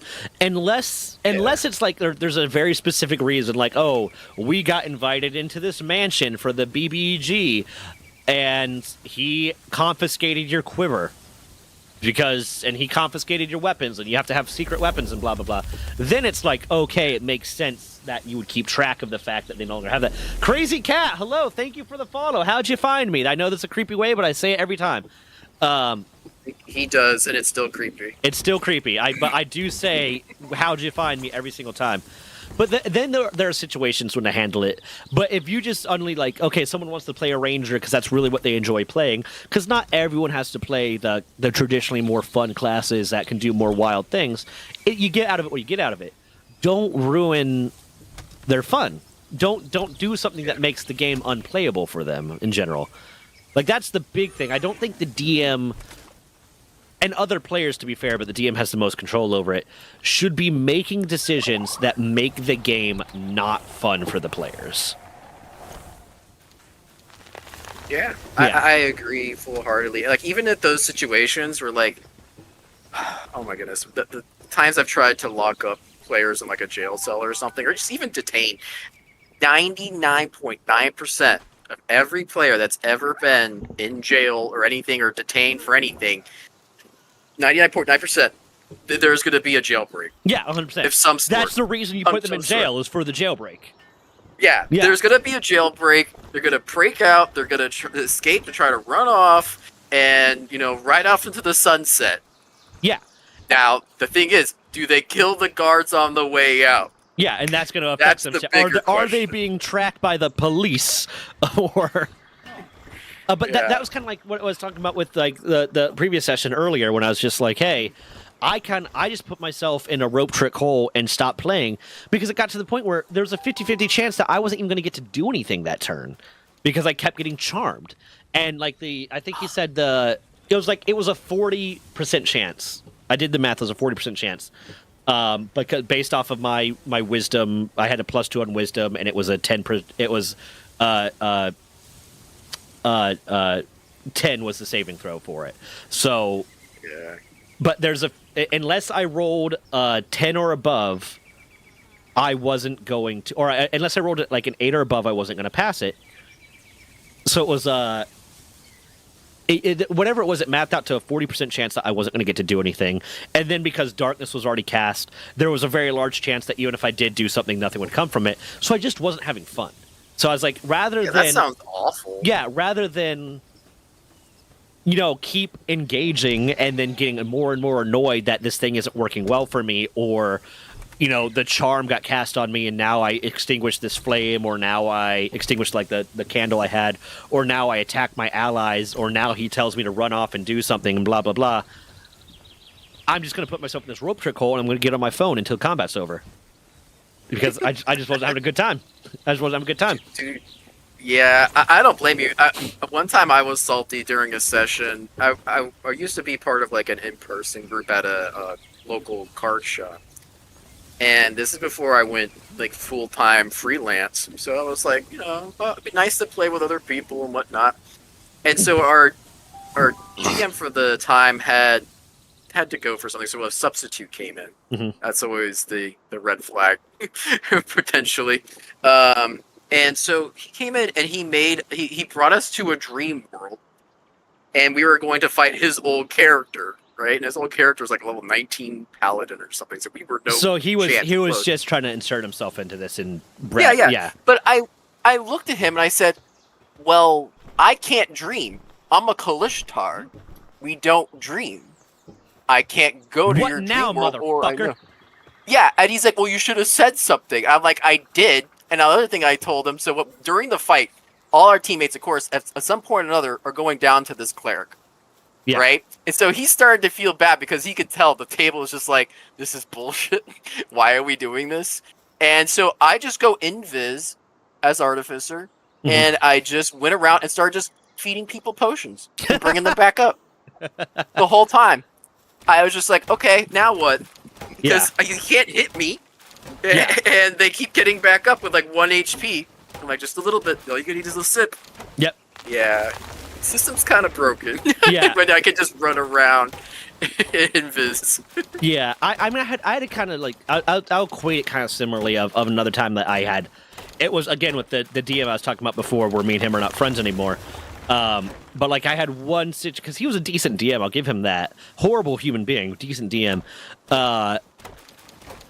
But like one thing he did that really pissed me off is I had a moment where my character broke his fake facade because he pretended to be like a lawful good person to help out because he's trying to get worshippers and blah blah blah. But he was neutral evil. And he broke his facade with no one else around and killed a guy because the guy was mouthing off to him. There's a NPC that was mouthing off to him. So Eldritch Blast at this peasant killed him.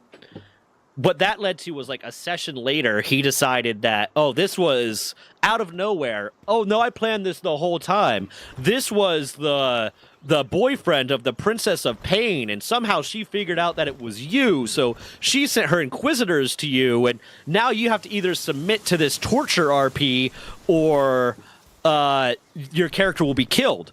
Like, they'll kill you for this. And it's like, okay, well, I'm going to try to sneak away. He's like, nope, you're completely surrounded. You can't sneak away. Okay, well, I'm going to try to do this. No, you can't. And it was basically forcing me into the situation where I had to go along with this RP where my character was being tortured.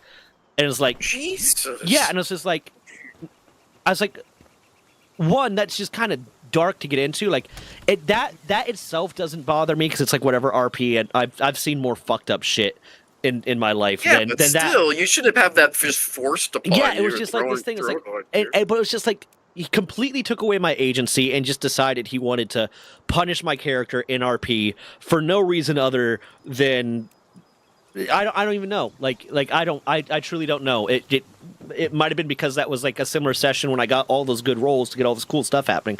I don't know. Hold on. Your Power World vids?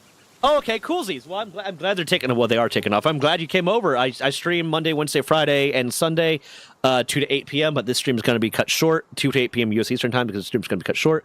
The only time players should have those kinds of things tracked, Arrow Spell, is if they're breaking out of prison or something. Yeah, if there's a specific situation that requires it, then yes. If that's part of the challenge, I don't mind being charmed. But holy fuck, do I hate darkness as a spell? It's just a massive cockblock of annoyance unless you built a blind fighter or something. Yeah. Yeah, it is. It's darkness can be It feels like Deus Ex Machina for the DM a lot of times. It feels like Deus Machina for the DM, especially because I guarantee you half the time if you said, oh, well, I'm a monk and I have tremor sense and I have blind fighting, they would find some, when they feel the need to do that, they would find some reason why, oh, well, no, because now they're flying, so the tremor sense isn't working, and your monk is now charmed, because it's just their way of getting their character out of a situation that they didn't plan for. Nah, I mean, darkness is enough. And there's ways to handle darkness. Yeah. But I like your description. I thought that was very funny. Yeah. Torture RP, definitely a fantasy of his. Well, you know what a fantasy of his should be is being a good fucking human being. Venom 2 was just going to say, dude probably got off on some weird shit. No, he definitely did. You know, the torture RP. God. I'll say this much about him. And Miles, you'll love this. One of the reasons why him and me had a falling out, aside from other stuff, but one of the reasons why I will say I won't give him a chance to be a better or be a chance to be in my life and blah blah blah, and I kind of just cut him off entirely, because it started with just interpersonal stuff between the two of us, which was like, if we can hash this shit out and it'll be fine, and it evolved into me finding out that he had been using lies about his sexuality, claiming he was 100% of a gay man, to manipulate women that I knew into a position of trust where they were sending him illicit pictures and then trying to guilt trip them into engaging in sexual activities with him, because he was doing the whole, well, I've never been with a woman thing and I've been gay my whole life and I don't know, and I'm just so, what if this is blah blah blah. And one of those women was severely autistic. And very trusting, and the other ones were being made very uncomfortable, and he was trying to guilt trip them into sexual activity, and then he used this position of trust with them where they thought he was a gay man incapable of being attracted to them, to get them to send him nude pictures and inappropriate pictures under the, oh my god, you're trying on new lingerie? Well, send me pictures, ha ha ha ha, I'm just your gay bestie kind of thing. And then he had confessed, oh my god, let me tell you if it looks cute. Yeah. And then they would send him like news, like, oh my god, should I send this to him? Does this one look good? And blah, blah, blah. And he was playing that whole thing up. Basically, what to me amounted to a form of sexual harassment and sexual abuse through a mission. Dude, that's crazy. Yeah. Dude, the amount of mind fuckery. Yeah. So that was... It went from me having a falling out with him temporarily because of interpersonal issues between us to me finding out that he was doing this shit to friends of mine, mutual friends of ours, but people that I had introduced him to, that I was close with, that he had used my friendship with him and his lies about his sexuality to establish a position of trust with. That one of the women, when I ended up talking to her about it, because he was talking shit, and he had told me like not long before this came to light to me that he was not actually gay, that he was bisexual, but he said he was gay because it was easier kind of thing, but he was attracted to women, and he was attracted to these two different girls that I knew, and one of them was trying to sleep with me and blah blah blah. And I said, okay, you need to tell them now. You don't have to come out publicly, but if these are women that you are engaging in these sorts of like conversations with, and they are doing it under the premise that you are not capable of being attracted to them, but not only are you capable of being attracted to them, you are actively seeking out a relationship with them, you need to let them know the truth, because that is the only integrity move you have. And then a few days later found out he was talking shit about me behind the back to one of them because he was trying to get her to not want to be with me because he wanted to be with her. And then when she talked to me about that and told me that he was doing that, I said, what else did he tell you? And she's like, well, nothing. I was like, did he tell you anything about his sexuality? He's gay, right? It's like, no, he's not. He specifically told me not only is he not gay, he wants to fuck you. Which might not have been the most polite way to say that. And that ended up evolving into a conversation where she broke down crying. Yeah, she broke down crying and explaining to me, oh my God, I've sent him so many naked pictures. Oh my God, I've sent him so many pictures in lingerie. Oh my God, I was almost going to sleep with him because he was like, I've never slept, and I just felt bad and told me about all that. Yeah. Oh God, what is this petty stuff? So yeah, She like I really don't like to judge people. That's real fucking weird, though. it's Oh no, I would judge the fuck out of that. yeah, it That's is. so fucking weird. If it had gone forward, if I had not been able to out him to her in that time period, and they had slept together under that false pretense, I would have classified that personally as a form of assault through omission, because he used a lie to create a position of trust, and then use that to get manipulation. But as it stands, I would still say it's a form of like abuse. Well, even sending those pictures without and using them without the intent, Yeah. that's illegal. Yeah, well, She did not, agree for him to be using them in whatever way he was. Besides, hey, is this a cute there's picture? definitely potentially a thing that could be done there. Whether or not it falls within the realm of illegality, who knows? But yeah, no, that's to put more context to why I fucking hate that guy. Bury him, Jesus Christ. Yeah, Well, I mean, we didn't need the justification, but now we got it. But I Yeah. mean, I'm gonna be honest though. After hearing this, I don't know if we can still be friends running game Why? because you don't get into my torture RP. good Oh, I'm enough. so sorry. Hmm. It's Yeah. not. You don't embrace it. I you don't know. embrace your torture RP. No. Here's It must not be here's the intense thing. enough. I would Yeah, it's not intense. I enough. would have been fine with that RP, and I would have been fine. I would have probably gotten into it, and because I played that character a little bit Twinkie, like he was. No, why? Why is that his name? No, his name was Malik. His name was Malik. His god's name was Kimla. Yeah, no, it's too late now. Twinkie? Well, because my previous character, like we had done a one shot to basically introduce the table and introduce this DM's playing style, but we used like pre-made characters for it. Was a tiefling that I named Glottalstop because when they're like, "Oh, what's your name?" I was like, "That's my name." And then I was gonna play him as like an emo edgelordy dude. I was gonna play him as this like super emo edgelordy piece of shit dude, and. I got into RP with one of the other characters, and I can't remember how it go down, but I mentioned something about I'm gonna bite your fucking head off, because I was trying to play him as this like emo edgelord, yeah, God has to apologize to me shit, and he's like, what did you say to me? And one of the other characters, I think he wants to suck your dick. So I rolled with it. It was a one shot, so I don't give a shit about the character. I just rolled with it. I was like, yes, daddy, let's go. I mean, you're looking handsome over there, you little dragonborn, whatever piece of shit. And because they were kind of similar characters, he got played a little bit that way. So I probably would have rolled with it and like, oh, and you take a lash and like harder. I would have got. It was the fact that I did not consent to that sort of role play, and it was being forced upon me as a perceived punishment for him not liking the way I played the character. That was the part where, because if it had been if he had come to me and said, hey, this happened and I would like to engage in some torture RP, I was like, well, is there any way for me to get out of it, or is this just you pushing it on me? Because then I would probably be like, no, I don't like that. If there's no way that I can get my character out of it without it being, well, your character is going to be killed, then it's like, that's kind of fucked up.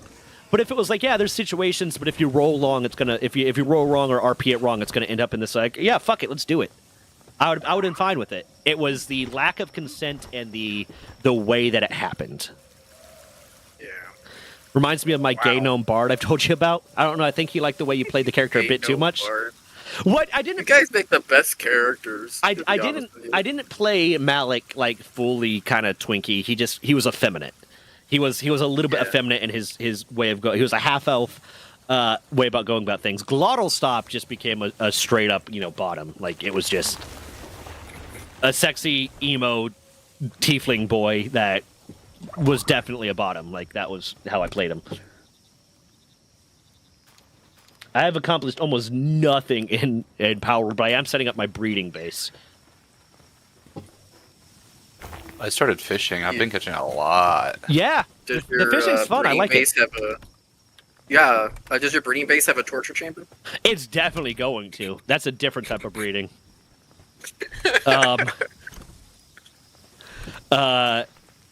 Goddamn, fuck you. Your brain like short circuited there for just a split second. Yeah, I didn't know what to do with that. I didn't know what to do with that. I am. But he's setting- also thinking, how could I do that? Yes, Yeah, he's like, how many yes. whips? Where could I get Well, the hold whips on. and chains? BDSM dungeon. Power World. Oh god, don't look that up. Yep, it exists. It exists. Oh god, no! It's Why? not on You're Nexus searching though. history. It's not on Nexus. You have to go through a different website. I'm not even clicking that link. I am clicking images. Yep. Nope. Okay. Dude. Don't look that up. Do not God, look your that up. search That is history not ruined. that upset me. Listen, Your I've seen, algorithm's gonna be fucked. You're gonna be watching YouTube and get the strangest ads now. I've seen some weird shit, but that upset me. That upset me. Is that Lola Bunny pal still in this? Lavender, game? abso-fucking-lutely Yeah. she is. Lola Bunny. I mean, I guess it's a good. Yeah, it's, I haven't seen her. Lavender. If you go to one of the desert areas that's near a forest, you can find her. I I don't think. Zach's got her phone number. Just Yeah. No. Well, I mean, one of my earliest shorts that fucking ever blew up was me, getting excited about the titty dragon. That's what I called it. Nah, by gay, my gnome was out gay, flirted with all the male characters, but if it ever went further than flirting, his confidence in game would go from 10 to 0. Total turbo virgin. Gotcha. I mean, for me, if you were to make me a character, like the special Zach racial ability or whatever would be all the maximum charisma roll unless he's attracted to you, in which case 0 charisma. oh god. Because that's just me. Oh, by Like, the way, moment I try I to flirt, sent I'm you- fucked. What? Oh, sorry. I didn't mean to interrupt you, but I sent you the your Asimar divorce set. Well, the divorce resistance. Okay, so remember, the divorce lock is not the same character.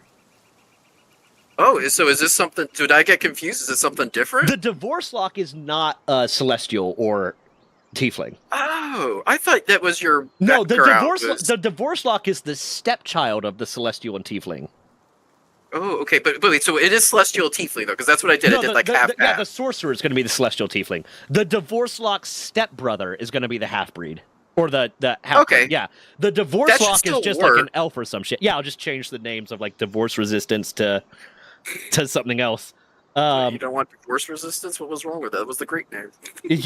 Divorce resistance will be like I'll see if I can get that as a special character trait for the divorce lock of his special divorce resistance. It'll be divorce resistance. He gets that as well, but he gets the fire resistance if he's the tiefling's got custody, or if the fiend's got custody, and radiant resistance if the celestial's got custody. Yeah, I kind of took it as like you get a little bit of best of both worlds, but Yeah. like you lose something. So I got rid of the necrotic resistance because having 3 resistance is broken. No, that would be ridiculous. Yeah.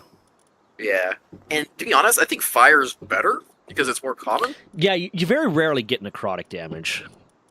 That hands of harm or whatever it is, inflict I'll be right inflict back. wounds. Oh my god, inflict wounds is busted. Yeah. And that shit crits.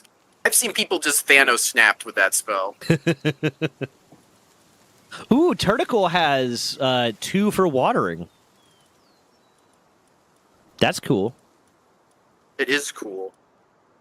There's also a lot of different variants they've added now to the game. I have a Pretty neat. Jelliet too. Yeah, I think one of those help with fishing rewards too. I'm well, in your team, increase items obtained from fishing. Oh, yep, I'm gonna put Jelliet in my team right now. Yeah, if you're gonna be fishing, that. And that's the way Turticle as to well in go. team. Turticle helps carry supplies, decreasing the weight of armor in the player's inventory. That's so redundant. Like, how much armor are you carrying around? I mean, when you get high level, a lot. But even then, it's like it's one of those ones like, oh yeah, this seems like a super cool ability, but like having to replace one of the pals in your party for that ability is not worth it. You're better off just increasing carrying capacity. Just do that Yeah, at that point. yeah. I mean, that's what I do. I spread all my my points between health, stamina, and carrying capacity like evenly. Oh man, I'm health and attack, and I do a little bit carrying capacity in the beginning, and then as soon as I don't need it anymore, I don't put any more into that. Yeah.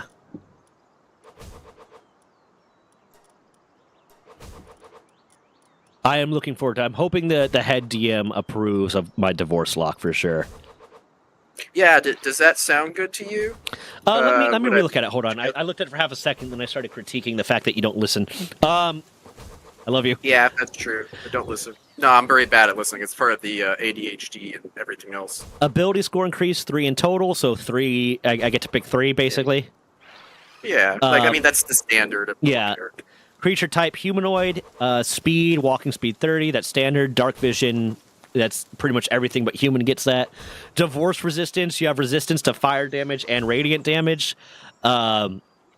Healing hands, as an action, you can touch a creature and roll a number of d4s equal to your proficiency bonus. The creature gains a number of hit points equal to the whole roll. Once you use this trait, you can't use it again until you finish a long rest. Hellish hands, so one hand is healing, one hand is hellish.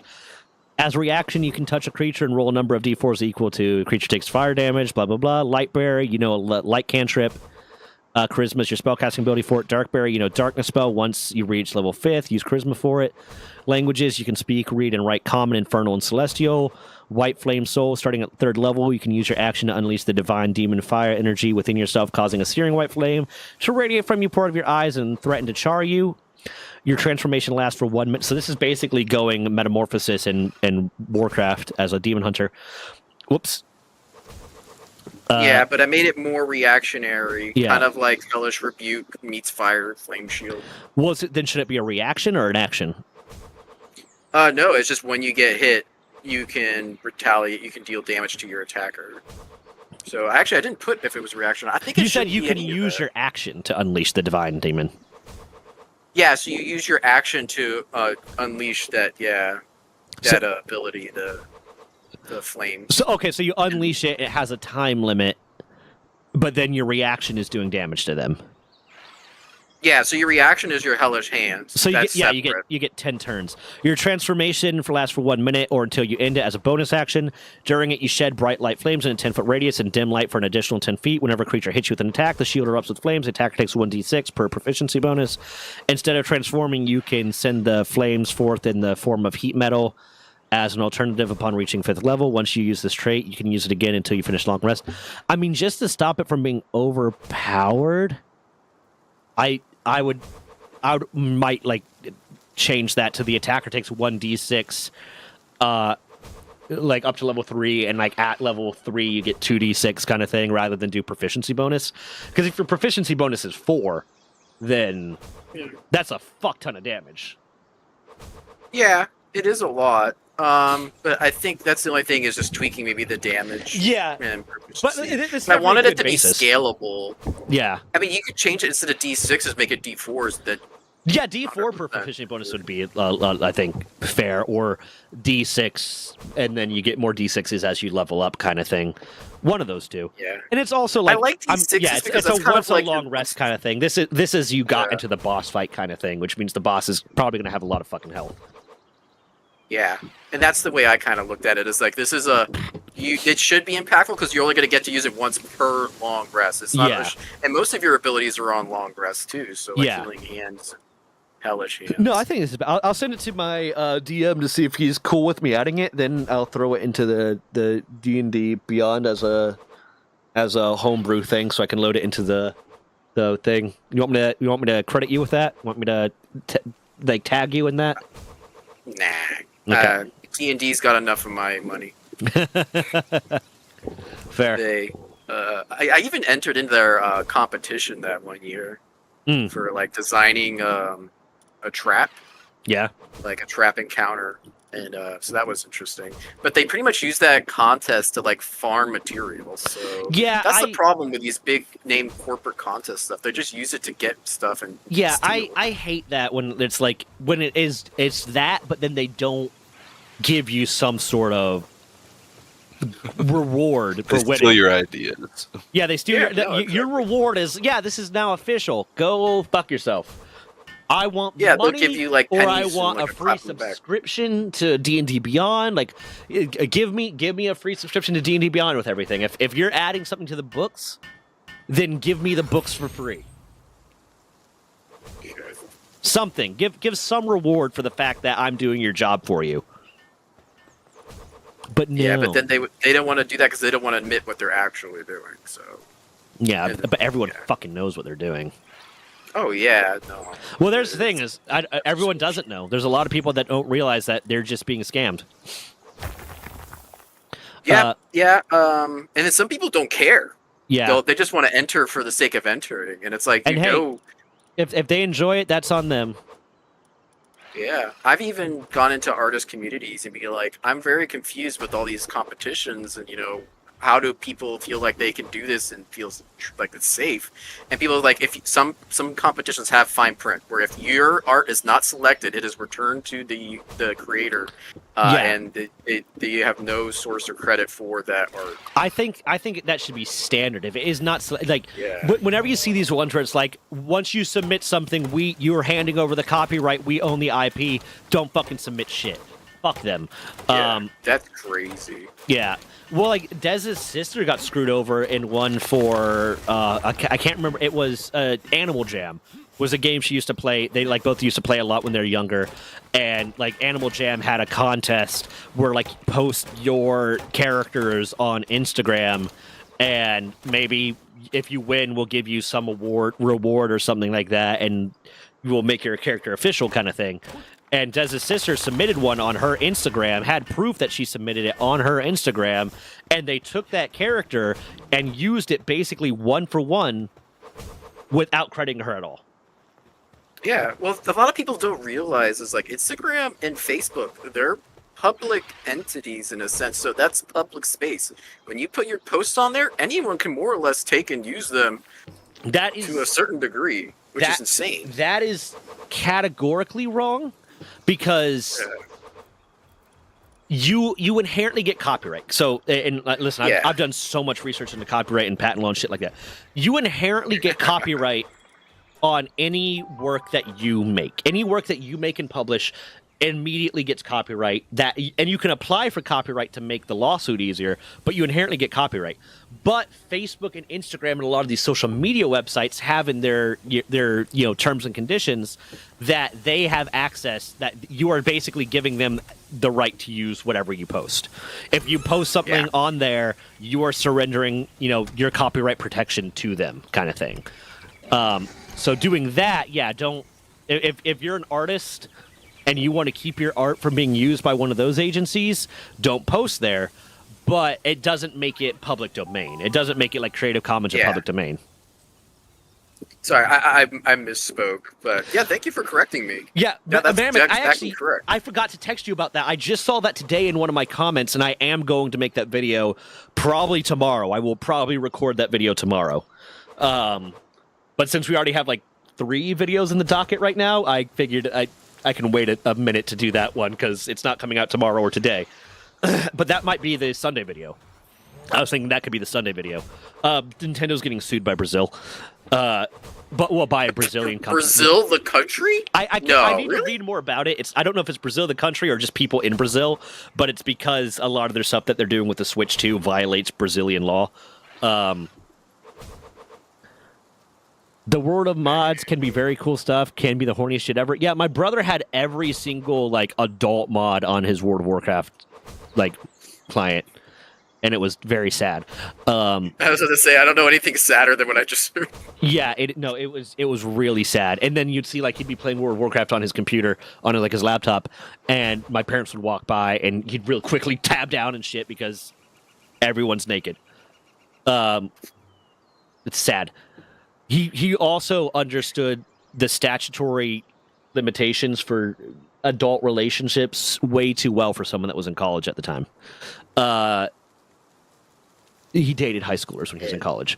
Yeah, Wizards of the Coast are a shit company for shit people.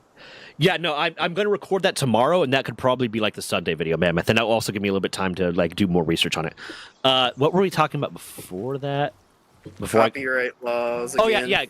Copyright is... Yeah. You inherently get copyright the moment you release any sort of artistic work or whatever. So, like, if you release your books and you put them online, you have a copyright protection on that. You don't have to apply for shit. Applying for it makes it a little bit easier when the lawsuit comes around, because then you can prove that on this date, on this specific date, I actually put in the thing. So now the law can easily go back and say, at the very least, this is the date that it was released. But then you could just go back and say, yeah, the website says, like the metadata in the website says it was published on this day. So like, it's pretty easy to protect copyright. You don't have to take too many extra steps. It's just that extra step kind of helps, but you don't need to do it. But then, yeah, a lot of websites in their terms and conditions, basically you are surrendering some copyright protection to them so that they're free to use whatever you want, however you want. I don't agree with that being legal. I don't agree with that. No, I don't either. It's one thing if it was very front-facing and upfront, and you saw in big, bold letters that it said that, but the fact that it's hidden in terms of service and EULA, which people don't read, is corrupt as shit. Yeah, I mean, a great example is Amazon Publishing. Oh my god. Yeah. Because people put their electronic books and stuff on there, but Amazon's, yeah, their terms are also they're exactly the same. They're predatory. They're predatory, and they're relying on you not reading them. And I think anything that relies on the fact that this is very hard to read and interpret for anyone that's not a lawyer should not be legally enforceable. Yeah. But they also design it so it's difficult to read. That's why when you look at contracts, it has a giant square block text, giant, huge text, supposed to make you tired, make it so it's difficult, even harder to read. So that is something that falls into what's called like an unconscionable contract. I can't say that word right apparently, but basically, if something is in the fine print and it is literally fine print, like it is hard to read print, not legally enforceable. And I've heard of cases, I would need to look into it more to figure out the truth behind them, but I've heard of cases where people were able to like overturn things in EULAs because they're like, they put this somewhere in the EULA where they knew no rational consumer was actually going to read this. They knew what they were doing. They hid something in the end user license agreement, in the terms of service, that was in a 100-page document that was impossible for anyone rational to read it. Blah blah blah. And I've heard of cases of that being used in argument. In like court. I don't know how well it went. So that is a thing. I'd have to look into it more. The more and more like I get into this Nintendo stuff, the more and more I learn about like IP law and shit, but most of it's based around Japan. Like pretty much everything I actually focus on making sure I understand is based around Japan, because I got tired of the comments of like, well, you're in America. I was like, yes, but I'm reading the Japanese law. This link that I posted, this thing that my editor popped up on screen because I screenshotted it for him, is a Japanese website for the Japanese organization that has the Japanese law. So yes, I'm an American, but I'm reading the Japanese law. Fuck you. Goddamn. Honestly, like, I get less mad about most comments for the most part because I'm like, whatever, it's free engagement. But there's some stuff that people say that's like, you are just so stupid. Like the number of people in like one of the most recent videos I put out that were just like, well, Power World already lost because they changed the mechanics. It's like, I say at like minute 3 of the video why they did that and why that is not a loss and why a Japanese patent attorney specifically said that is not a bad sign for Power World. That was a smart move. And you couldn't be fucked to watch for 3 minutes before leaving your comment? Really? What the fuck? It's so stupid. I do have to go pick up Des, though. I'm going to be taking her to Cheesecake Factory for her birthday because she loves macaroni and cheese and she loves burgers. And Cheesecake Factory has the macaroni and cheese glam burger, and I've been talking about taking her for a while. And then we're going to be doing. What is that? Is it mac and cheese on a burger? It's a fried macaroni and cheese ball on a burger. Damn, tell us how it goes. Have It's you had really it? good. Yeah, I've had it. It's really good. Oh, okay. Nom Damn. nom, David. What? It's not your birthday. Said nom nom, David. Is your name David? No, it's from Schitt's Creek. I was about to say, because your name is Miles. That's not even my first name. I'm not surprised. It sounds like a last name, yeah. That's my middle name. Oh, it's your middle name? Fuck you. I haven't watched Schitt's Creek in forever, but I love Schitt's Creek. It's so funny. It's so great. It's so great. Okay, but I gotta go. If again, I'm gonna pop this in here. So for all the new people in chat, here's the Discord. I stream Monday, Wednesday, Friday, and Sunday, 2 to 8 p.m. U.S. Eastern time. Today's just short because it's my girlfriend's birthday. Wait, what did Happy Mammoth birthday, just say? Des. That's why you put a big ass watermark. Yeah. That stops it from being stolen. Brazil's Consumer Law Division. Honestly, I just keep replying to those comments saying, watch the video and come back. Otherwise, I'm not explaining it. Yeah, I just stopped replying to them. I try to reply to most of the comments, but like those ones, I'm just like, I'm not even going to fucking bother anymore. I'm so tired of it. Who do I raid? And yeah, I hope to see you all again on Friday. And it was good catching up with you, to Mask and Miles. It's been forever. Yeah, we'll see ya. Tell Diz said happy birthday. I will. I want to start playing on stream. I might start playing, or I might do it on my off days on stream. Start playing the Digimon games again because I fucking love it. They're coming out with a new one, man. Is it gonna be the same like JRPG shit that they did, or the tactical turn-based Yeah, shit? I think so. Then Well, I I don't know don't if it's wanna gonna be fucking tactical. play it. I don't know if it's gonna be tactical, but I think it's a continuation of the. It's like the last one they kind of did. I know So they maybe- had the one that was basically Doki Doki Literature Club, but Digimon, and that was an insult. And then they had the tactical turn-based one, where it's like that's not Digimon. I want Like he never. made fucking Digimon apps. World. What a I want them to fucking just dipshit. remaster Digimon World. That's what I want. Yo, why is my fucking alerts not working? Yo, Yeah. running. Sounds How good you to doing, me. man? How was your All right, well, let's not keep Appreciate you. the rating. Have a great day, man. Okay, well, you so guys much have for your fun with delivering that. your pal worlding. Will do. Yeah, I gotta make my torture room. for my Okay, breeding. please do. I want to see it. Make it good. Bye. Behind boss. Keep moving. How was your stream? How's everyone doing? Appreciate that, man. Hope you're having a great day. If you're streaming, y'all appreciate that, man, and appreciate the raid again. Appreciate the raid. Thank you, man.